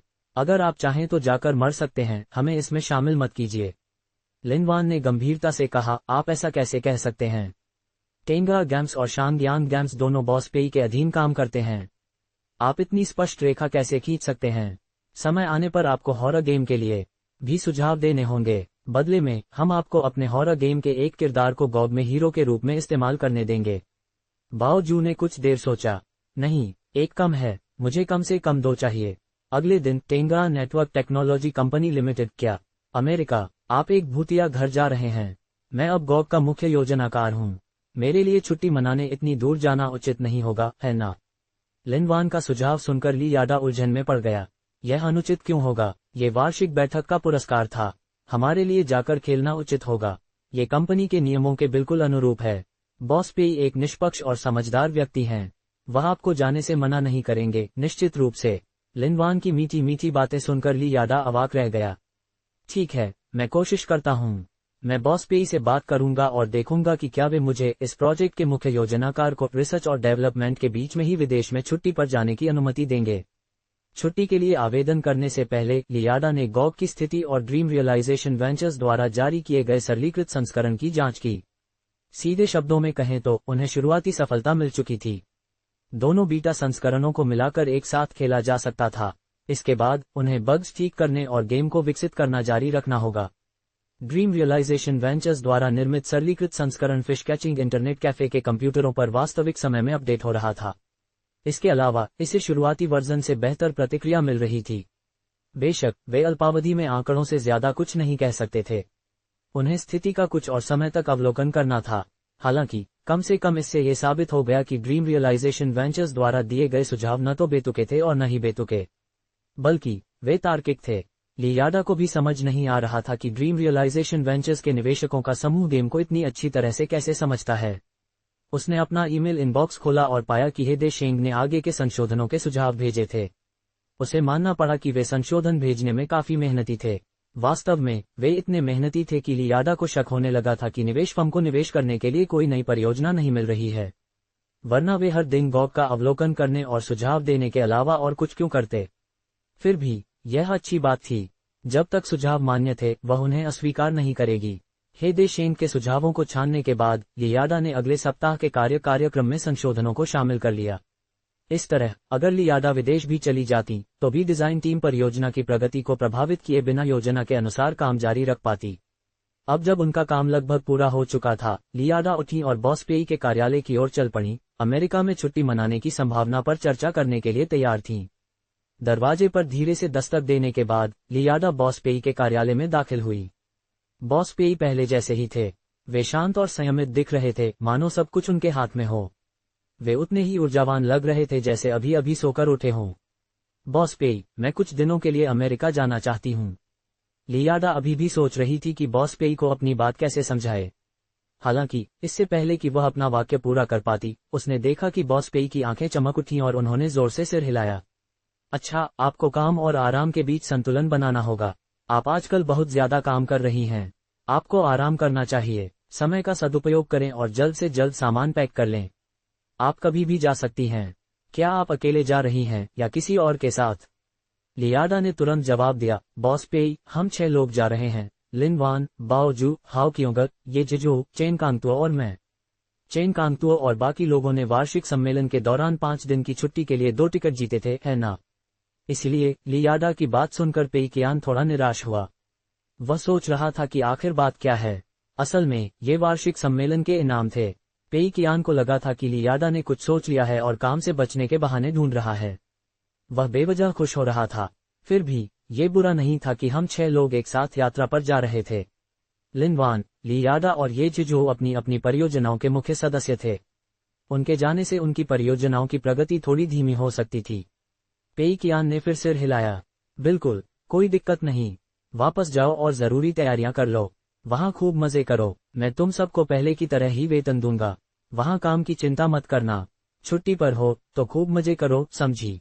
ये सुनकर ली याडा के दिल में गर्माहट सी दौड़ गई। बॉस पेई कितने सहज थे। वो सभी कर्मचारियों की छुट्टी की अर्जी 100% मंजूर कर देते थे। इतना ही नहीं, वो उन्हें बार बार यही हिदायत देते थे कि छुट्टी में खूब मजे करो। साथ ही उन्हें कहा जाता था कि वे कोई मानसिक तनाव न लें और काम के बारे में न सोचें। बॉस पेई ने ली यादा से कोई स्पष्टीकरण भी नहीं मांगा। वो बिना कुछ कहे ही समझ गए। क्या ये बॉस और कर्मचारी के बीच एक मौन आपसी समझ थी? ठीक है बॉस पेई, मैं समझ गई। ली यादा भावुक होकर दफ्तर से बाहर निकली। पेई कियान ने कैलेंडर देखा। 21 दिसंबर था। स्कूल में परीक्षा शुरू होने में अभी 2 हफ्ते बाकी थे। बॉस पेई ने पहले ही स्कूल के जरूरतमंद छात्रों को 5 मिलियन युआन दान किए थे। वह अपने शिक्षक से अपने मॉड्यूल के प्रभारी शिक्षकों से कुछ कहने के लिए कह सकता था और वे उसे परीक्षा में थोड़ी आसानी दे देते, लेकिन क्या बॉस पेई ऐसा करेंगे? जाहिर है उसे अपने कौशल और क्षमताओं के बल पर ही अपने मॉड्यूल पास करने थे। अगर बॉस पेई मायांग जैसे आलसी से भी बदतर प्रदर्शन करते हैं तो वह कैसे गर्व से सिर ऊंचा कर पाएंगे? उन्हें खुद से भी नफरत होगी। इसलिए पेई कियान को लगा कि उसे बहुत काम करना है। उसने Teng the spirit compatibility test के नतीजे देखने के लिए प्लेटफॉर्म खोला। नए कर्मचारियों के पहले बैच ने वार्षिक बैठक से पहले कल Teng the spirit compatibility test दिया था। अंत में ये पेई कियान की कल्पना से कहीं बेहतर निकला। पास होने की दर बेहद कम थी। कुल 28 लोगों ने परीक्षा दी थी, लेकिन केवल 3 ही पास हुए। पेई कियान ने उन तीनों के रिज्यूमे दोबारा पढ़े ताकि उनके बारे में और गहराई से जान सकें। ये वे भरोसेमंद जनरल थे जिन पर तेंगदा को भविष्य में भरोसा करना होगा। आखिर किस तरह के काबिल कर्मचारी Teng the spirit compatibility test में पहली ही कोशिश में इतना अच्छा प्रदर्शन कर सकते हैं? हैरानी की बात यह थी कि परीक्षा पास करने वाले तीनों ही तेंगदा के गेम्स विभाग से थे। सबसे ज्यादा अंक पाने वाले का नाम हु शियानबिन था।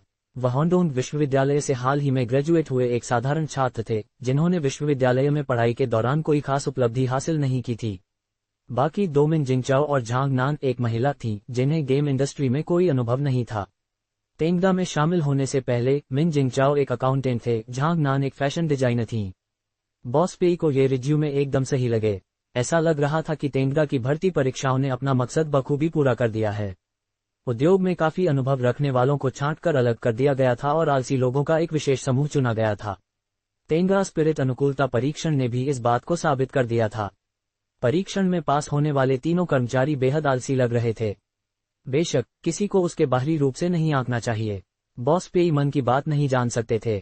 फिलहाल वे इस बात की गारंटी नहीं दे सकते थे कि ये तीनों लोग उनकी जरूरत के हिसाब से काबिल हैं या नहीं। फिर भी बॉस पेई ने परीक्षा के लिए प्रश्न बहुत सोच समझ कर तैयार किए थे और उन तीनों ने उनमें से अधिकतर प्रश्नों के सही उत्तर दिए थे। कम से कम इससे ये साबित हो गया कि उन्हें अपने बैच के अधिकांश साथियों की तुलना में तेंगा भावना की कहीं बेहतर समझ थी। एक कहावत है, अगर कोई चीज बत्तख की तरह चलती है, बत्तख की तरह बोलती है और बत्तख की तरह खाती है, तो वह बत्तख ही है। परीक्षा के मामले में भी यही बात लागू होती थी। उन कर्मचारियों के मन में चाहे जो भी भावना हो, जब तक वे परीक्षा पास कर लेते और अपने काम में भी वही मानसिकता अपनाते, वे बॉस पेई की मनचाही आलसी कर्मचारी थे। इसके अलावा पेई कियान अच्छी तरह जानता था कि समय के साथ परीक्षा पास करने की दर बढ़ती ही जाएगी। आखिर अगर वे कर्मचारी परीक्षा के बारे में गुप्त रूप से चर्चा करना चाहते तो वह उन्हें रोक नहीं सकता था। हालांकि अगर नए कर्मचारी धीरे धीरे सही उत्तर सीख लें और बॉस पेई के संकेतों को सही ढंग से समझ लें तो वे स्वाभाविक रूप से अतिरिक्त समय देने से मना कर देंगे, अतिरिक्त वेतन मांगेंगे और अपने अपने विभागों में भी ऐसी ही संस्कृति को बढ़ावा देंगे। तब पेई कियान अपने लक्ष्य को प्राप्त कर लेगा। शेनहुआ व्यू की 17वीं मंजिल पर तेंगा गैम्स में कॉन्फ्रेंस रूम में लियाडा ने डिजाइन टीम के सदस्यों को काम सौंप दिया था। उन्हें अमेरिका जाने का वीजा मिल चुका था। चून की कंपनी से इन सभी खर्चों का दावा किया जा सकता था, इसलिए सभी ने एक्सप्रेस वीजा के लिए आवेदन किया, जो उन्हें तुरंत मिल गया। लियाडा ने ड्रीम रियलाइजेशन वेंचर्स से मिले सुझावों को व्यवस्थित कर लिया था। गेम का नया संस्करण पहले से ही विकसित किया जा रहा था। लियाडा को केवल डिजाइन टीम के कर्मचारियों को उन बदलावों के बारे में संक्षेप में बताना था। इसके बाद उन्हें यकीन हो गया कि अमेरिका जाकर नई सामग्री जुटाने से गॉग के विकास कार्य में कोई बाधा नहीं आएगी। जैसे ही यह काम पूरा हुआ, बैठक समाप्त हो गई। हालांकि लियाडा ने जानबूझकर हु शियानबिन को वहीं रुकने के लिए कहा। जब सभी कमरे से चले गए तो लियाडा ने दरवाजा बंद किया और धीमी आवाज में कहा, छोटे who, Tenga spirit compatibility test में क्या सवाल थे? मुझे धीरे से बताओ। हु शियानबिन, दृश्य काफी अजीब था।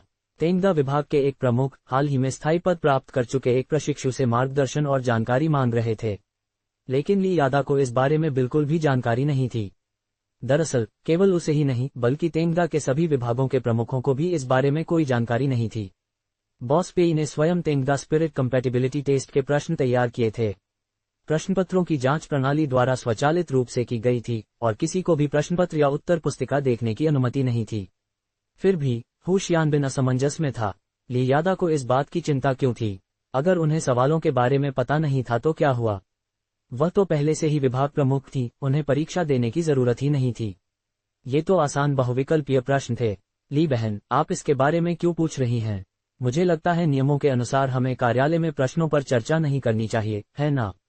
ली यादा ने धीरे से आह भरी और अपनी आवाज धीमी रखते हुए जवाब दिया, मैं इस पर चर्चा नहीं करना चाहती, लेकिन दूसरे विभागों के प्रमुख मुझसे पूछ रहे हैं। कल वार्षिक बैठक के बाद कई विभाग प्रमुखों ने ली यादा से तेंग द स्पिरिट अनुकूलता परीक्षा के बारे में पूछा था। वास्तव में ली यादा को परीक्षा के विषय के बारे में कोई जानकारी नहीं थी, लेकिन उनके अधीन काम करने वाले नए कर्मचारियों को इसके विषय की पूरी जानकारी थी।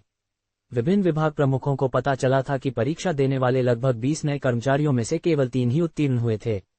इसके अलावा वे सभी खेल विभाग से थे। स्वाभाविक रूप से वे सभी अधिक जानकारी प्राप्त करने के लिए ली यादा के पास आए। उन विभागाध्यक्षों की चिंता का कारण स्पष्ट था। अगर नए कर्मचारी तेंग द स्पिरिट अनुकूलता परीक्षा में असफल हो जाते तो उन्हें नौकरी से निकाल दिया जाता। विभागाध्यक्षों ने उन कर्मचारियों को भर्ती करने में बहुत मेहनत की थी। उनकी मदद की बहुत जरूरत थी। वे कर्मचारियों को कैसे छोड़ सकते थे? अगर नए कर्मचारियों को यूं ही निकाल दिया जाता तो न केवल उनकी सारी मेहनत बेकार हो जाती, बल्कि यह भी साबित हो जाता कि भर्ती प्रक्रिया में लापरवाही बरती गई थी, क्योंकि कोई भी नया कर्मचारी बॉस पेई की उम्मीदों पर खरा नहीं उतरा। वे ऐसा कैसे होने दे सकते थे? इसलिए विभागाध्यक्ष भी उतने ही चिंतित थे जितने कि तेंग द स्पिरिट अनुकूलता परीक्षा में असफल हुए कर्मचारी। वे परीक्षा के परिणाम जानने के लिए बेताब थे ताकि वे अपनी सोच बदल सकें और बॉस पेई की उम्मीदों पर खरे उतर सकें। ली यादा के पास चुपके से परीक्षा के बारे में पूछने के अलावा कोई चारा नहीं था। हू शियानबिन ने भौहें चढ़ाकर परीक्षा को याद करने की कोशिश की। परीक्षा के सभी प्रश्नों को शब्दशः याद रखना मेरे लिए बहुत मुश्किल होगा। वास्तव में मुझे लगता है कि यह असंभव होगा।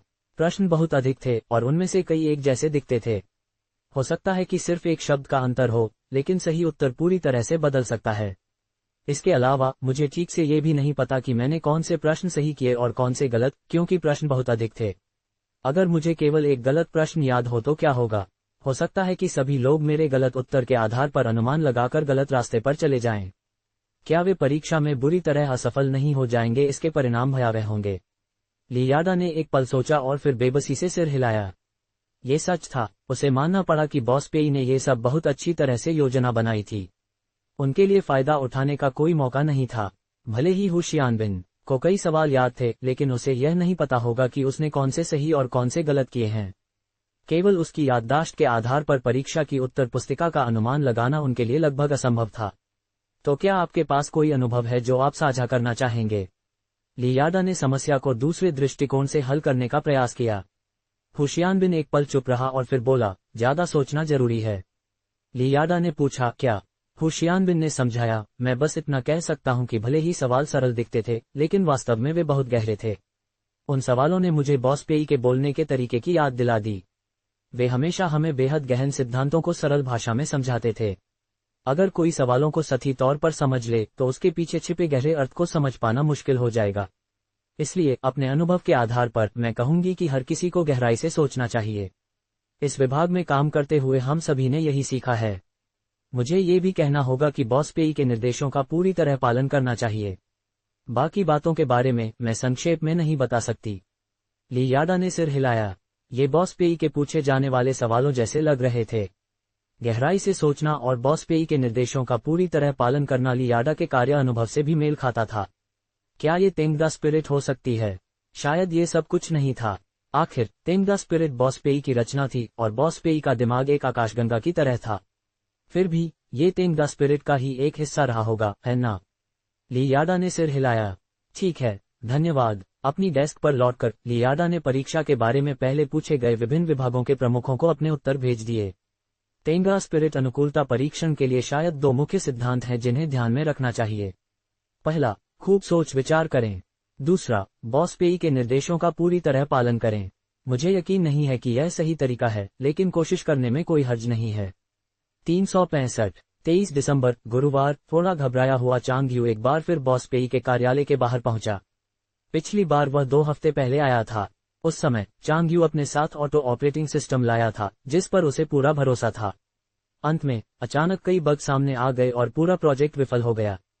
बॉस पेई ने सिस्टम की स्थिरता पर कुछ सवाल उठाए थे और चांग यू से कहा था कि वह दिखावटी और अनावश्यक विवरणों के बजाय स्थिरता को प्राथमिकता दे। इस बार चांग यू मुख्य रूप से बॉस पेई को दो चीजें दिखाना चाहता था। पहला, वह बॉस पेई को बेहतर ऑटो ऑपरेटिंग सिस्टम दिखाना चाहता था। पिछली बार से कुछ भी नहीं बदला था, इसमें सब कुछ पहले जैसा ही था। वास्तव में स्थिरता बढ़ाने के लिए चांग यू ने कुछ कम उपयोगी कार्यों को हटा दिया था। उसका उद्देश्य ये सुनिश्चित करना था कि बॉस पेई को प्रगति रिपोर्ट देते समय सिस्टम यथासंभव स्थिर रहे और उसमें कम से कम बग हों।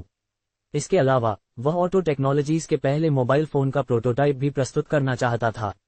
ऑटो टेक्नोलॉजीज की स्थापना लगभग 2 महीने पहले हुई थी। चांग यू को यह मानना पड़ा कि यह वाकई एक उच्च कोटि की स्थानीय निर्माता कंपनी थी। इसने पहला प्रोटोटाइप बनाने में बेहद कुशलता दिखाई थी। हालांकि पहले प्रोटोटाइप को हाथ में लिए चांग यू थोड़ा घबराया हुआ था। उसे बिल्कुल भी भरोसा नहीं था। हालांकि वह इसे बॉस पेई को दिखाने की हिम्मत नहीं कर पा रहा था, लेकिन इसका उत्पादन हो चुका था। उसे बॉस पेई को इसे दिखाना ही था। अगर बॉस पेई संतुष्ट नहीं होते तो चांग यू इसमें कुछ बदलाव कर सकता था। अंदर जाने से पहले चांग यू ने आंखें बंद करके मन ही मन प्रार्थना की कि ईश्वर उसकी रक्षा करे और कम से कम खामियां हों। फिर उसने दरवाजा खटखटाया। अंदर आओ सुनकर चांग यू ने दरवाजा खोलकर ऑफिस में प्रवेश किया और बॉस पेई को अपने आने का मकसद बताया। पेई कियान ने खुशी से सिर हिलाया। ठीक है, मुझे देखने दीजिए। पेई कियान को इस मोबाइल फोन में काफी दिलचस्पी थी। आखिर ये पहला ठोस उत्पाद था जिसे तेंगा विकसित कर रहा था। इससे पहले तेंगा ने कई गेम बनाए थे, लेकिन अंततः वे अमूर्त थे। उन्हें केवल कंप्यूटर या गेमिंग मशीनों पर ही चलाया जा सकता था, उन्हें हाथों में लेकर खेला नहीं जा सकता था। आरओएफ एक कंप्यूटर इंस्टॉलेशन कंपनी थी, लेकिन उसके उत्पाद अन्य डीआईवाई कंप्यूटरों से बहुत अलग नहीं थे। ये सेल फोन अलग होगा। इसे ओडीएम तकनीक से बनाया जाएगा, लेकिन सेल फोन आखिरकार उच्च स्तर के एकीकरण वाले डिजिटल उत्पाद हैं। उनके द्वारा बनाए गए सेल फोन अद्वितीय होंगे। पेई कियान ने देखा कि चांग यू ने उसके हाथों में एक ईंट रखी। ये बहुत भारी था। पेई कियान को अपने हाथों पर इसका भारीपन महसूस हुआ। इस मोबाइल फोन का वजन कितना है? शर्मिंदा होकर चांग यू ने जवाब दिया, 247 ग्राम। पेई कियान चुप रहा। वह बस इतना ही कह पाया कि यह कमाल का है। इस वजन का क्या मतलब था? आजकल जो मोबाइल फोन चलन में थे वे छोटे थे। उदाहरण के लिए पाइनएप्पल के सभी फ्लैगशिप मॉडल्स को ही ले लीजिए। अब तक उन सभी का वजन लगभग 140 ग्राम था। बड़े मॉडल्स का वजन भी लगभग 190 ग्राम ही था। दरअसल 200 ग्राम से ज्यादा वजन वाला फोन अपेक्षाकृत कमजोर लड़कियों के लिए भी काफी भारी माना जाएगा। ऐसा कहा जा सकता है कि 250 ग्राम का मोबाइल फोन तो सिर्फ एथलीट और मार्शल आर्टिस्ट ही उठा सकते हैं। पेई कियान ने अपने हाथ में मोबाइल फोन का वजन महसूस किया। इससे किसी को मारना कितना मजेदार होगा। चांग यू को भी साफ पता था कि यह मोबाइल फोन बहुत भारी है। शर्मिंदा होते हुए उसने कहा, बॉस पेई, हमारे पास कोई और चारा नहीं था। इस मोबाइल फोन में बहुत सारी चीजें हैं। हाई रिफ्रेश रेट वाला मॉनिटर की बैटरी, लेटेस्ट माइक्रोचिप, खास तौर पर बनाया गया cooling system, horizontal linear motor, इन सब की वजह से इसका वजन बहुत ज्यादा है। पेई कियान ने सिर हिलाया। सच में उनके पास ऐसा करने के अलावा कोई और विकल्प नहीं था, क्योंकि वे फोन की पूरी कीमत 8000 युआन रखना चाहते थे। अगर वे पर्याप्त सामग्री नहीं जोड़ते और फोन की कीमत 8000 युआन से बहुत कम हो जाती तो सिस्टम पेई कियान को इतने ऊंचे दाम पर फोन बेचने की अनुमति नहीं देता। हालांकि इसका मतलब ये भी था कि मोबाइल फोन का वजन अपेक्षाकृत ज्यादा होगा। आखिर जहां दूसरे मोबाइल फोन में 2000 से की बैटरी होती है, वहीं इसमें लगभग की बैटरी है। अगर यह मोबाइल फोन मॉडल भारी न हो तो हैरानी की बात होगी। पेई कियान के लिए यह अतिरिक्त वजन एक अच्छी बात थी। दरअसल सबसे अच्छा तो यही होगा कि हर कोई सेलफोन को एक ऐसी 250 ग्राम की मशीन कह दे जो बुद्धि पर कर लगाती है। तब ऑटो टेक्नोलॉजी सेलफोन बेचने में नाकाम हो जाएगी और उसके गोदामों में स्टॉक जमा होता रहेगा। बेशक पेई कियान को याद था कि कुछ सेलफोन निर्माता ऐसा करते थे। गेमिंग फोन बनाने वाली कंपनियां इसका एक उदाहरण थीं। हालांकि मौजूदा बाजार गेमिंग फोन के लॉन्च के समय के बाजार से काफी अलग था। पहली बात तो ये कि गेमिंग फोन का बाजार सीमित था। सेलफोन कंप्यूटर से अलग थे। वे उच्च स्तर के एकीकरण वाले डिजिटल उत्पाद थे। कंप्यूटर को आवश्यकताओं के अनुसार समायोजित किया जा सकता था। गेमिंग लैपटॉप और हल्के नोटबुक दिखने और उपयोग के मामले में बिल्कुल अलग थे, इसलिए एक दूसरे का विकल्प नहीं हो सकता था। फिर भी गेमिंग फोन और साधारण मोबाइल फोन के बारे में ऐसा नहीं कहा जा सकता था। साथ ही मोबाइल फोन में बहुत सारे फंक्शन होते थे। लोग इनका इस्तेमाल फोटो खींचने, वीडियो रिकॉर्ड करने और इसी तरह के कामों के लिए करते थे। मोबाइल फोन के अधिकांश उपयोगकर्ता वीडियो प्लेबैक, चैटिंग सॉफ्टवेयर और फोटो व वीडियो लेने जैसे रोजमर्रा के कार्यों को प्राथमिकता देते थे। गेमिंग मोबाइल फोन का एक अतिरिक्त फंक्शन मात्र था, इसलिए अधिकांश लोगों को लगता था कि खराब कैमरा फंक्शन, पोर्टेबिलिटी और इंटरफेस वाले मोबाइल फोन पर उतनी ही रकम खर्च करना व्यर्थ है, भले ही वह बेहतर गेमिंग अनुभव प्रदान करता हो। बेशक, gaming phone hardcore mobile gamers के लिए एक अच्छा विकल्प हो सकता है। हालांकि, दो और समस्याएं थीं। मोबाइल गेम का बाजार अभी तक इतना विकसित नहीं था। उस समय, बाजार में सबसे लोकप्रिय mobile game card war game थे। ब्लडी बैटल सॉन्ग जैसे मोबाइल वॉर गेम अब बहुत हार्डकोर माने जाते थे और बहुत कम देखने को मिलते थे। कम हार्डकोर मोबाइल गेम के लिए उच्च रिफ्रेश रेट वाली स्क्रीन की आवश्यकता नहीं होती थी, न ही उन्हें ज्यादा बैटरी की जरूरत थी। इसलिए उपभोक्ताओं के नजरिए से ओटो टेक्नोलॉजीज का सेलफोन काफी बेकार था। इसे एक ऐसे अनजान ब्रांड ने बनाया था जिसके बारे में किसी ने सुना भी नहीं था, और यह काफी भारी भी था। सिर्फ इन दो बातों से ही उपभोक्ताओं की नजर में एक भयानक पहली छाप बन गई। बॉस पेई को गहरी सोच में डूबा देखकर चांग यू को लगा कि वह प्रोटोटाइप से नाखुश हैं।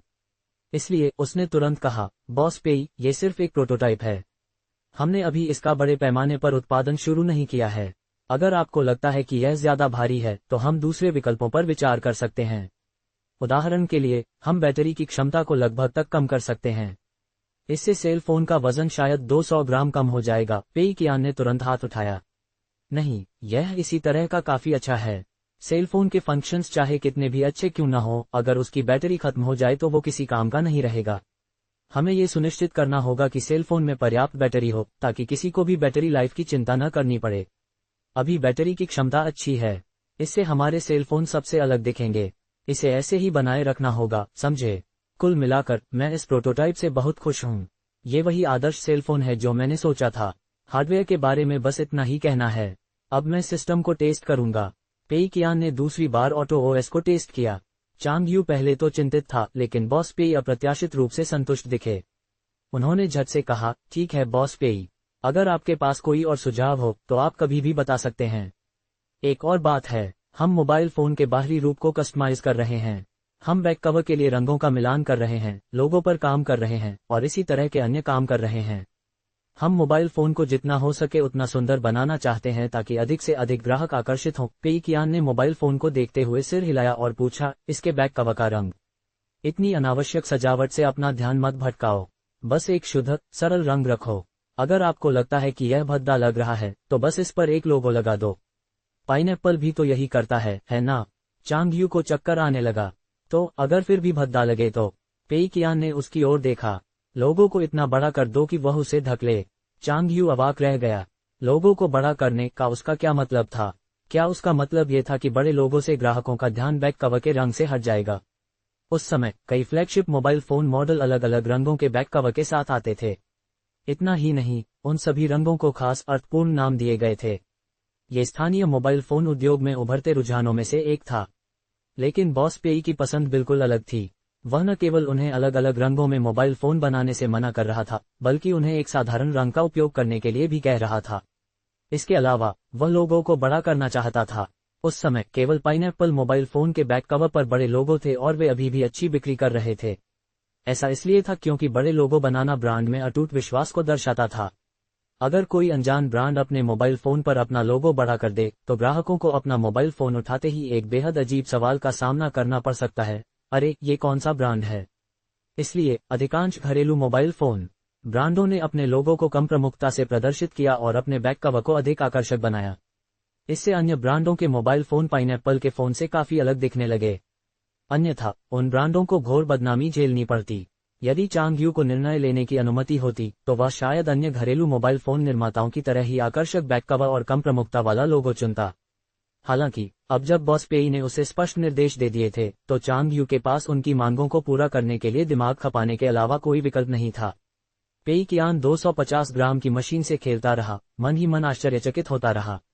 इस बार कोई बग नहीं मिला। ऐसा लग रहा था कि चांग यू ने इस दौरान काफी मेहनत की थी।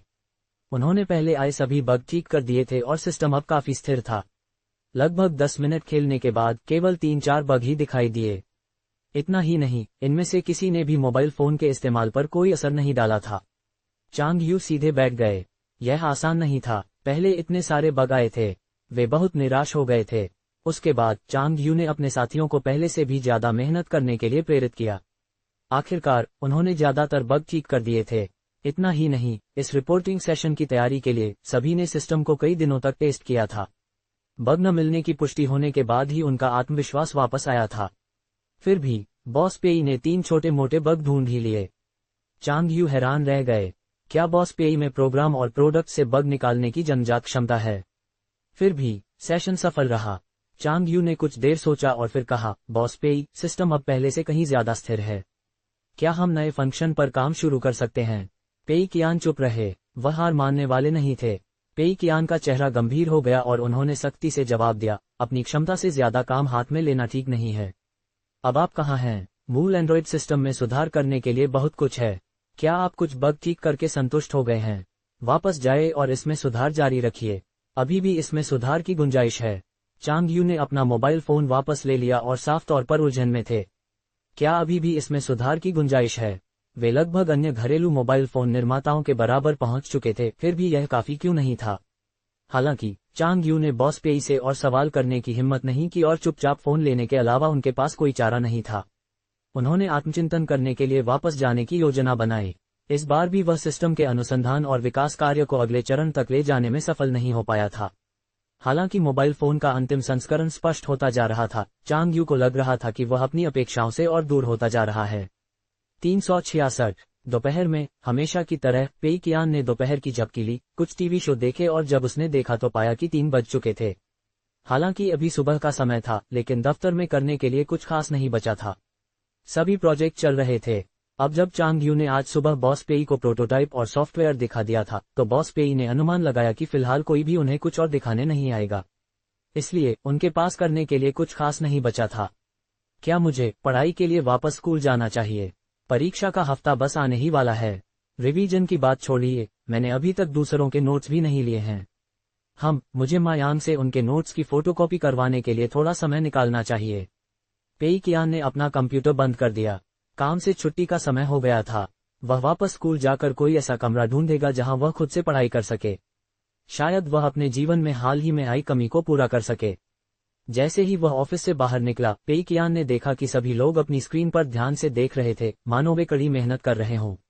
वे सच में मेहनत कर रहे थे या नहीं, पेई कियान यह नहीं बता सकता था। वह बस इतना कह सकता था कि वह बॉस बनने में अच्छा नहीं था। वह कभी भी अपने कर्मचारियों को उनके असली रूप में नहीं देख पाया था। तांग यीशु ने अभी अभी ग्लेबेला की देखभाल पूरी की थी। उस समय वह अपनी डेस्क पर चुपचाप पढ़ रही थी। पेई कियान को थोड़ी शर्मिंदगी महसूस हुई। देखो, उसकी जूनियर कितनी मेहनती और सीखने के प्रति कितनी लगनशील है। मैं भी उससे सीखना चाहता हूँ। खुद से पढ़ाई करने का निश्चय करके पेई कियान ऑफिस से बाहर निकल गया। अचानक उसे कुछ याद आया। वह मुड़ा और ऑफिस में सभी को संबोधित करते हुए बोला, आप सभी की मेहनत के लिए धन्यवाद। अगर आपके पास करने को कुछ और नहीं है तो बाकी का दिन छुट्टी ले लो। किसी ने उसकी बात नहीं सुनी, बल्कि वे अपनी स्क्रीन पर काम करते रहे। पेई कियान ने मन ही मन आह भरी, काश कोई बहादुर योद्धा इस समय खड़ा हो जाता और मेरे साथ ऑफिस से निकल जाता। थोड़ा अफसोस जताते हुए पेई कियान लिफ्ट से पहली मंजिल पर गया और शेनहुआ व्यू से बाहर निकलकर होंडोंग विश्वविद्यालय की ओर चल पड़ा। रास्ते में वह फिश कैचिंग इंटरनेट कैफे की होंडोंग विश्वविद्यालय शाखा में रुका। उसे एक खाली सीट मिली और उसने तुरंत इंटरनेट चालू कर दिया। अरे, ये क्या हो रहा है? मैं यहाँ कैसे आ गया? क्या मैं कुछ अभ्यास करने की योजना नहीं बना रहा था? छोड़ो भी, जब मैं यहाँ हूँ ही तो मुझे देखना चाहिए कि यहाँ कौन से नए गेम हैं। आखिर मैं एक गेम डिजाइनर हूँ। मुझे काम के लिए सामग्री इकट्ठा करनी है। यह मेरी पढ़ाई जितनी ही जरूरी है। डेस्कटॉप पर कई गेम के आइकन थे। ये सभी उस समय के लोकप्रिय गेम थे। गॉग का ट्रायल वर्जन और फ्री प्ले वर्जन, जो बॉस माँ के लिए विशेष पेशकश थी और जिसमें ड्रीम रियलाइजेशन वेंचर्स के संशोधन शामिल थे, दोनों ही लोकप्रिय गेमों में शामिल थे। पेई कियान ने डेस्कटॉप पर आइकनों को देखा। इससे पहले कि वह सभी उपलब्ध गेमों को समझ पाता, उसे अचानक एहसास हुआ कि कुछ गड़बड़ है। यह अजीब सी अनुभूति कंप्यूटर के डेस्कटॉप से नहीं, बल्कि इंटरनेट कैफे के प्रवेश द्वार पर लगे प्रदर्शनी बोर्ड से आ रही थी। पेई कियान के मन में खतरे का गहरा एहसास जागा। वह जल्दी से उठा और प्रदर्शनी बोर्ड पर नजर डाली। उस पर एक सुंदर ढंग से छपा पोस्टर था जिस पर लिखा था, क्रिसमस की पूर्व संध्या पर हमारे साथ कंप्यूटर गेम खेलें। ROF कंप्यूटर इंस्टॉलेशन सेल लगा रहा है। पोस्टर में मुख्य रूप से एक स्थापित कंप्यूटर और सिस्टम यूनिट दिखाई गई थी। ये सेट बेहद शानदार लग रहा था, खासकर ऊपर चमकते ROF लोगों के साथ। ये सब वाकई बहुत लुभावना था। नीचे सूचीबद्ध सिस्टम यूनिटों के लिए अलग अलग कीमतें थीं, 8,599 युआन, 12,599 युआन और 16,599 युआन। 3 अलग अलग कीमतें तो थीं ही, लेकिन असल कीमतें। पेई कियान ने अपनी आंखें मलते हुए महसूस किया कि ये कीमतें पहले तय की गई कीमतों से अलग थीं।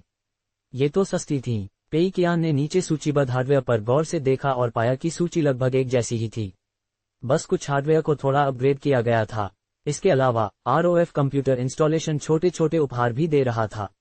इनमें सबसे कीमती उपहार एक थंब ड्राइव था। Cable tie, mousepad, keyboard cleaning gel और इसी तरह के अन्य गैजेट भी थे। इन सभी चीजों को एक सुंदर नाम के तहत बड़े ही आकर्षक ढंग से पैक किया गया था, क्रिसमस की पूर्व संध्या का अपग्रेडेड पैकेज। पेई कियान अवाक रह गया। ये कितना जबरदस्त था। विज्ञापन में इस्तेमाल की गई भाषा तो देखो। क्रिसमस की पूर्व संध्या पर हमारे साथ कंप्यूटर गेम खेलें। अविवाहित लड़के लड़कियां तो इस आयोजन में उमड़ पड़ेंगे। पेई कियान को ऐसे पश्चिमी त्योहारों में कोई दिलचस्पी नहीं थी, लेकिन उसने अंदाजा लगाया कि क्रिसमस की पूर्व संध्या पर कंप्यूटर गेम खेलने में केवल अविवाहित लड़के लड़कियां ही दिलचस्पी लेंगे। जाहिर है, ये प्रचार त्योहार का फायदा उठाने के लिए किया जा रहा था। हालांकि ये काफी असरदार लग रहा था। पोस्टर पर एक सुंदर फॉन्ट में एक खास आकर्षक पंक्ति लिखी थी, इस शाखा में स्टॉक सीमित है, 1500। पेई कियान ने अनुमान लगाया कि इसका मतलब है कि इस शाखा में बिक्री के लिए केवल 500 सिस्टम यूनिट ही उपलब्ध हैं। अब रिकॉर्ड में संख्या 428 थी।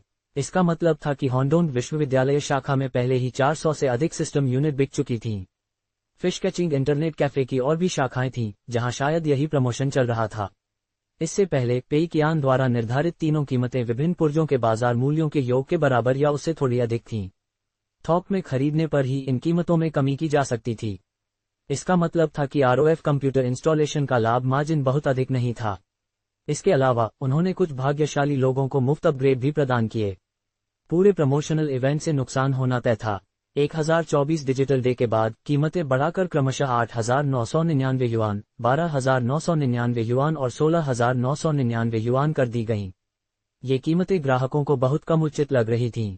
डोरस्टेप डिलीवरी और बिक्री के बाद मरम्मत सेवा को देखते हुए कीमतें वाजिब थीं।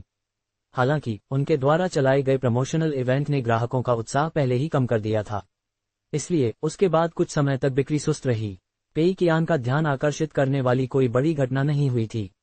लेकिन अब झांग युआन ने चमत्कारिक रूप से कुछ हार्डवेयर को अपग्रेड किया, कुछ छोटे उपहार जोड़े और कीमतों में थोड़ी कमी कर दी। इससे ऐसा भ्रम पैदा हुआ कि अब ये पैकेज अपनी कीमत के हिसाब से बेहद फायदेमंद है। ग्राहकों को लगेगा कि कीमत और गुणवत्ता का अनुपात पहले से कहीं बेहतर है। वास्तव में उन्हें लगेगा कि सिस्टम यूनिट अपनी कीमत के लायक हैं। ऐसा इसलिए था क्योंकि सभी उपहार उपयोगी थे और यदि वे समूह में खरीदते तो प्रत्येक सिस्टम यूनिट अकेले खरीदने की तुलना में और भी सस्ती पड़ती। साथ ही इससे ROF के कंप्यूटर इंस्टॉलेशन व्यवसाय को काफी मुनाफा होगा। पिछले 2 महीनों में उन्होंने जो प्रतिष्ठा बनाई थी, उसका पूरा असर शायद इस क्रिसमस की पूर्व संध्या के इवेंट से दिखने लगेगा। पेई कियान घबराने लगी। हम इतनी यूनिट तो नहीं बेच पाएंगे, है ना? वह इंटरनेट कैफे में वापस जाकर एक वेटर से कुछ पूछने ही वाला था कि तभी उसे पीछे से एक हैरान करने वाली आवाज सुनाई दी। बॉस पेई मुड़े। जी हाँ, ये झांग युआन था। झांग युआन बहुत व्यस्त दिख रहा था, लेकिन व्यस्तता के बीच भी उसके चेहरे पर सच्ची खुशी झलक रही थी। बॉस पेई, मैं आपको एक सरप्राइज देना चाहता था, लेकिन आपको मेरे बताने से पहले ही पता चल गया। क्रिसमस की पूर्व संध्या पर होने वाले इस प्रमोशनल इवेंट के बारे में आपका क्या ख्याल है? हम तो लंबे समय से चुपके से इसकी तैयारी कर रहे थे। पेई कियान का दिल अचानक थक गया। आखिर ये सब लोग मुझे सरप्राइज देने में इतने दिलचस्पी क्यों ले रहे हैं? ये तो मुझे जान से मार रहे हैं। शुक्र है, मुझे इसके बारे में जल्दी पता चल गया। कल क्रिसमस की पूर्व संध्या है। मेरे पास अभी भी स्थिति को संभालने का तरीका सोचने के लिए समय है। पेई कियान ने बेपरवाही दिखाते हुए पूछा, तो इस आयोजन से बिक्री में क्या फायदा हो रहा है? हमारे पास कितना स्टॉक बचा है? झांग युआन मुस्कुराया। स्टॉक खत्म हो गया, हमने सब बेच दिया। झांग युआन बोलते ही अचानक कहीं से एक बिक गया का बोर्ड ले आया। फिर उसने उसे पोस्टर के ऊपर चिपका दिया, जिससे 428 नंबर ढक गया। पेई कियान की नजरें धुंधली हो गईं। क्या उनका सारा स्टॉक बिक गया? क्या उनके पास जिंगझोउ शहर के बाहरी इलाके में कई गोदाम और विशाल भंडारण स्थान नहीं थे? अगर उन्हें बेचे गए प्रत्येक सिस्टम यूनिट पर 300 से 400 युआन का मुनाफा हुआ और उन्होंने हजारों सिस्टम यूनिट बेचे, ये बहुत ज्यादा पैसा नहीं था, लेकिन फिर भी बॉस पेई के लिए एक बड़ा झटका था। पेई कियान के चेहरे पर अविश्वास के भाव थे। कैसे? इतनी जल्दी सब बिक गया? उनके गोदामों में बहुत सारा स्टॉक था, इतनी जल्दी सब कैसे खत्म हो गया? झांग युआन मुस्कुराया। बॉस पेई, बिल्कुल, हमने पिछले कुछ दिनों में सब नहीं बेचा। क्या आप भूल गए कि सिंगल्स डे अभी अभी बीता है? आपके द्वारा आयोजित 1024 डिजिटल डे के कारण आरओएफ शहर में अधिक प्रसिद्ध हो गया। अगर वह प्रचार कार्यक्रम न होता तो आरओएफ को बाजार में अपनी जगह बनाने में काफी मुश्किल होती। 1024 डिजिटल डे के बाद मैंने आरओएफ को ऑनलाइन व्यवसाय बनाने के बारे में सोचना शुरू किया। अन्य शहरों में अपविंड लॉजिस्टिक्स जैसी सुविधा नहीं है जो कंप्यूटरों को घर घर तक पहुंचाए और पूरी यूनिट की वारंटी प्रदान करे। हालांकि घटिया उत्पाद बेचने वाले बेईमान व्यापारियों की तुलना में ग्राहक हम पर अधिक भरोसा करते हैं क्योंकि हम ठोस सामग्री का उपयोग करते हैं और ईमानदार व्यापारी हैं। बेशक हमारी बिक्री उन बेईमान व्यापारियों से तुलना नहीं कर सकती। कुछ कंप्यूटर इंस्टॉलेशन व्यवसायों ने सिंगल्स डे पर 40 मिनट में 10 मिलियन से अधिक यूनिट बेच दी। दूसरी ओर हमने उससे 10 गुना से भी कम यूनिट बेची। चिंता मत कीजिए बॉस पेई, मैं उनकी बिल्कुल भी प्रशंसा नहीं करता। मैं आपकी शिक्षाओं को अच्छी तरह से याद रखूंगा और यह सुनिश्चित करूंगा कि आरओएफ अपनी प्रतिष्ठा बनाए रखे, पूरी तरह से ईमानदार रहे। कुल मिलाकर इस अवधि के दौरान हमारी प्रतिष्ठा में सुधार हुआ है और हमारी बिक्री में भी वृद्धि हुई है। क्रिसमस की पूर्व संध्या पर आयोजित इस प्रचार कार्यक्रम ने हमें अपने गोदामों को खाली करने का एक बेहतरीन अवसर प्रदान किया। हमने सिंगल्स डे पर अपने स्टॉक का एक बैच बेचा, दूसरा 12 दिसंबर को और तीसरा इस इवेंट के दौरान। अब हमारे सभी गोदामों में आपातकालीन स्थिति आ गई है। मैं जितनी जल्दी हो सके और स्टॉक मंगवाने की कोशिश कर रहा हूं। वैसे उस समय मैं बहुत सतर्क था और मैंने बहुत कम स्टॉक तैयार किया था। काश मैंने और स्टॉक तैयार किया होता। पेई कियान का चेहरा गंभीर हो गया और उन्हें तुरंत बेचैनी महसूस हुई। तो ये थी बात। 1024 डिजिटल डे के दुष्प्रभाव अब दिखने लगे थे। इसके परिणाम बहुत गंभीर थे। उस प्रमोशनल इवेंट के बाद पेई कियान ज्यादा सतर्क हो गए थे, लेकिन उन्होंने आरओएफ में कुछ खास बदलाव नहीं देखा था। उसके बाद वे काम में इतने व्यस्त हो गए कि वे इसके बारे में पूरी तरह भूल ही गए थे। उन्होंने बस कुछ समय के लिए ध्यान हटाया था, उन्हें इतनी बड़ी गड़बड़ की उम्मीद नहीं थी। पेई कियान ने पूछा, अच्छा, अभी के लिए आपकी क्या योजनाएं हैं? कुछ सोचने के बाद झांग युआन ने उत्तर दिया, मैं कुछ पैसे और स्टॉक मंगवाने के लिए अलग रखूंगा और बाकी बचे पैसों से प्रचार प्रसार करूंगा। मैं अपनी ऑनलाइन दुकान के लिए अच्छी समीक्षाएं और विश्वसनीयता रेटिंग खरीदने की योजना बना रहा हूं और बेईमान व्यापारियों के ग्राहकों को अपनी ओर खींचने की पूरी कोशिश करूंगा। बेशक मैं मुनाफे का एक हिस्सा तेंगदा को देने के लिए भी तैयार हूं। आखिर आरओएफ को शुरू से ही मुख्यालय से फंडिंग मिलती रही है। अब जब घाटा मुनाफे में बदल गया है तो हमें अपना आभार व्यक्त करने के लिए मुनाफे का एक हिस्सा मुख्यालय को देना होगा। पेई कियान ने झट से हाथ उठा दिया। ऐसा नहीं करना चाहिए झांग युआन, पेई कियान ने गला साफ करते हुए कहा, तेंगदा के पास पैसों की कमी नहीं है। उसकी चिंता मत करो। आपको अच्छी समीक्षाएं और विश्वसनीयता रेटिंग भी नहीं खरीदनी चाहिए। हालांकि ये ऑनलाइन कारोबार के अलिखित नियम हैं, लेकिन ये सरासर दिखावा है। हमें ऐसा नहीं करना चाहिए। इसके बजाय हमें अपना सारा पैसा नए स्टॉक खरीदने में लगाना चाहिए। हमने तब अपने बड़े बड़े गोदाम तो नहीं भर दिए थे, है ना? जो भी पैसा हमने कमाया है उससे और स्टॉक खरीदो। एक एक पैसा खर्च करो, कंजूसी मत करो। साथ ही इस तरह के प्रचार कार्यक्रम हमारी बिक्री बढ़ाने की क्षमता पर बोझ डालने जैसे हैं। इन्हें बार बार मत करो, समझे? अब से ऐसे कार्यक्रम सिर्फ 1024 डिजिटल डे पर ही आयोजित करो, वरना कीमतों में कोई बदलाव मत करना। पेई कियान असमंजस में था। आरओएफ मुनाफा कमाना शुरू कर चुका था। वह क्या कर सकता था? पेई कियान उन्हें प्रचार बढ़ाने या अपने मुनाफे का एक हिस्सा तेंगा को देने की इजाजत नहीं दे सकता था। इसलिए उसके पास झांग युआन से अतिरिक्त स्टॉक खरीदने के लिए पैसे खर्च करने को कहने के अलावा कोई विकल्प नहीं था। उसने अनुमान लगाया कि आरओएफ की सिस्टम यूनिट खरीदने के इच्छुक सभी लोग शायद इवेंट के दौरान ही खरीद चुके होंगे। अब वे विज्ञापन चलाना या कीमतें कम करना बंद कर सकते थे और अपनी कमाई का सारा पैसा विभिन्न हार्डवेयर पर खर्च करके स्टॉक जमा करने पर ध्यान केंद्रित कर सकते थे। फिर हार्डवेयर को गोदामों में रखा जा सकता था, जहां उनका मूल्य धीरे धीरे कम होता जाता। साथ ही सिस्टम यूनिट अब इतनी कम कीमतों पर नहीं बेची जाएंगी। कम ग्राहक उन्हें उनकी मूल कीमत पर खरीदने के इच्छुक होंगे। हर बार जब वे एक यूनिट बेचते तो स्टॉक फिर से भर दिया जाता। जब तक उनका स्टॉक भरा रहता, पेई कियान ये सुनिश्चित कर सकता था कि उसके पास कोई अतिरिक्त नकदी नहीं होगी। पेई कियान अब आरओएफ के नुकसान उठाने पर भरोसा नहीं कर सकता था। जब तक वे अपनी कमाई का सारा पैसा खर्च कर देते, पेई कियान उन्हें माफ कर देता। उलझन में पड़े झांग युआन ने कहा, बॉस पेई, अगर हमारे पास जरूरत से ज्यादा स्टॉक होगा तो बिक्री का दबाव बढ़ सकता है।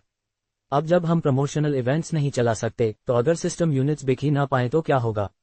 पेई कियान ने हाथ उठाया। चिंता मत करो, हम यही करेंगे। अगर गोदाम कम पड़ जाएं तो हम और किराए पर ले सकते हैं। कारोबार बढ़ाने का राज यही है कि आपके पास हमेशा पर्याप्त नकदी रहे, समझे।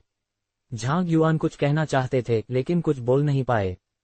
थोड़ी देर बाद उन्होंने सिर हिलाकर कहा, समझ गया।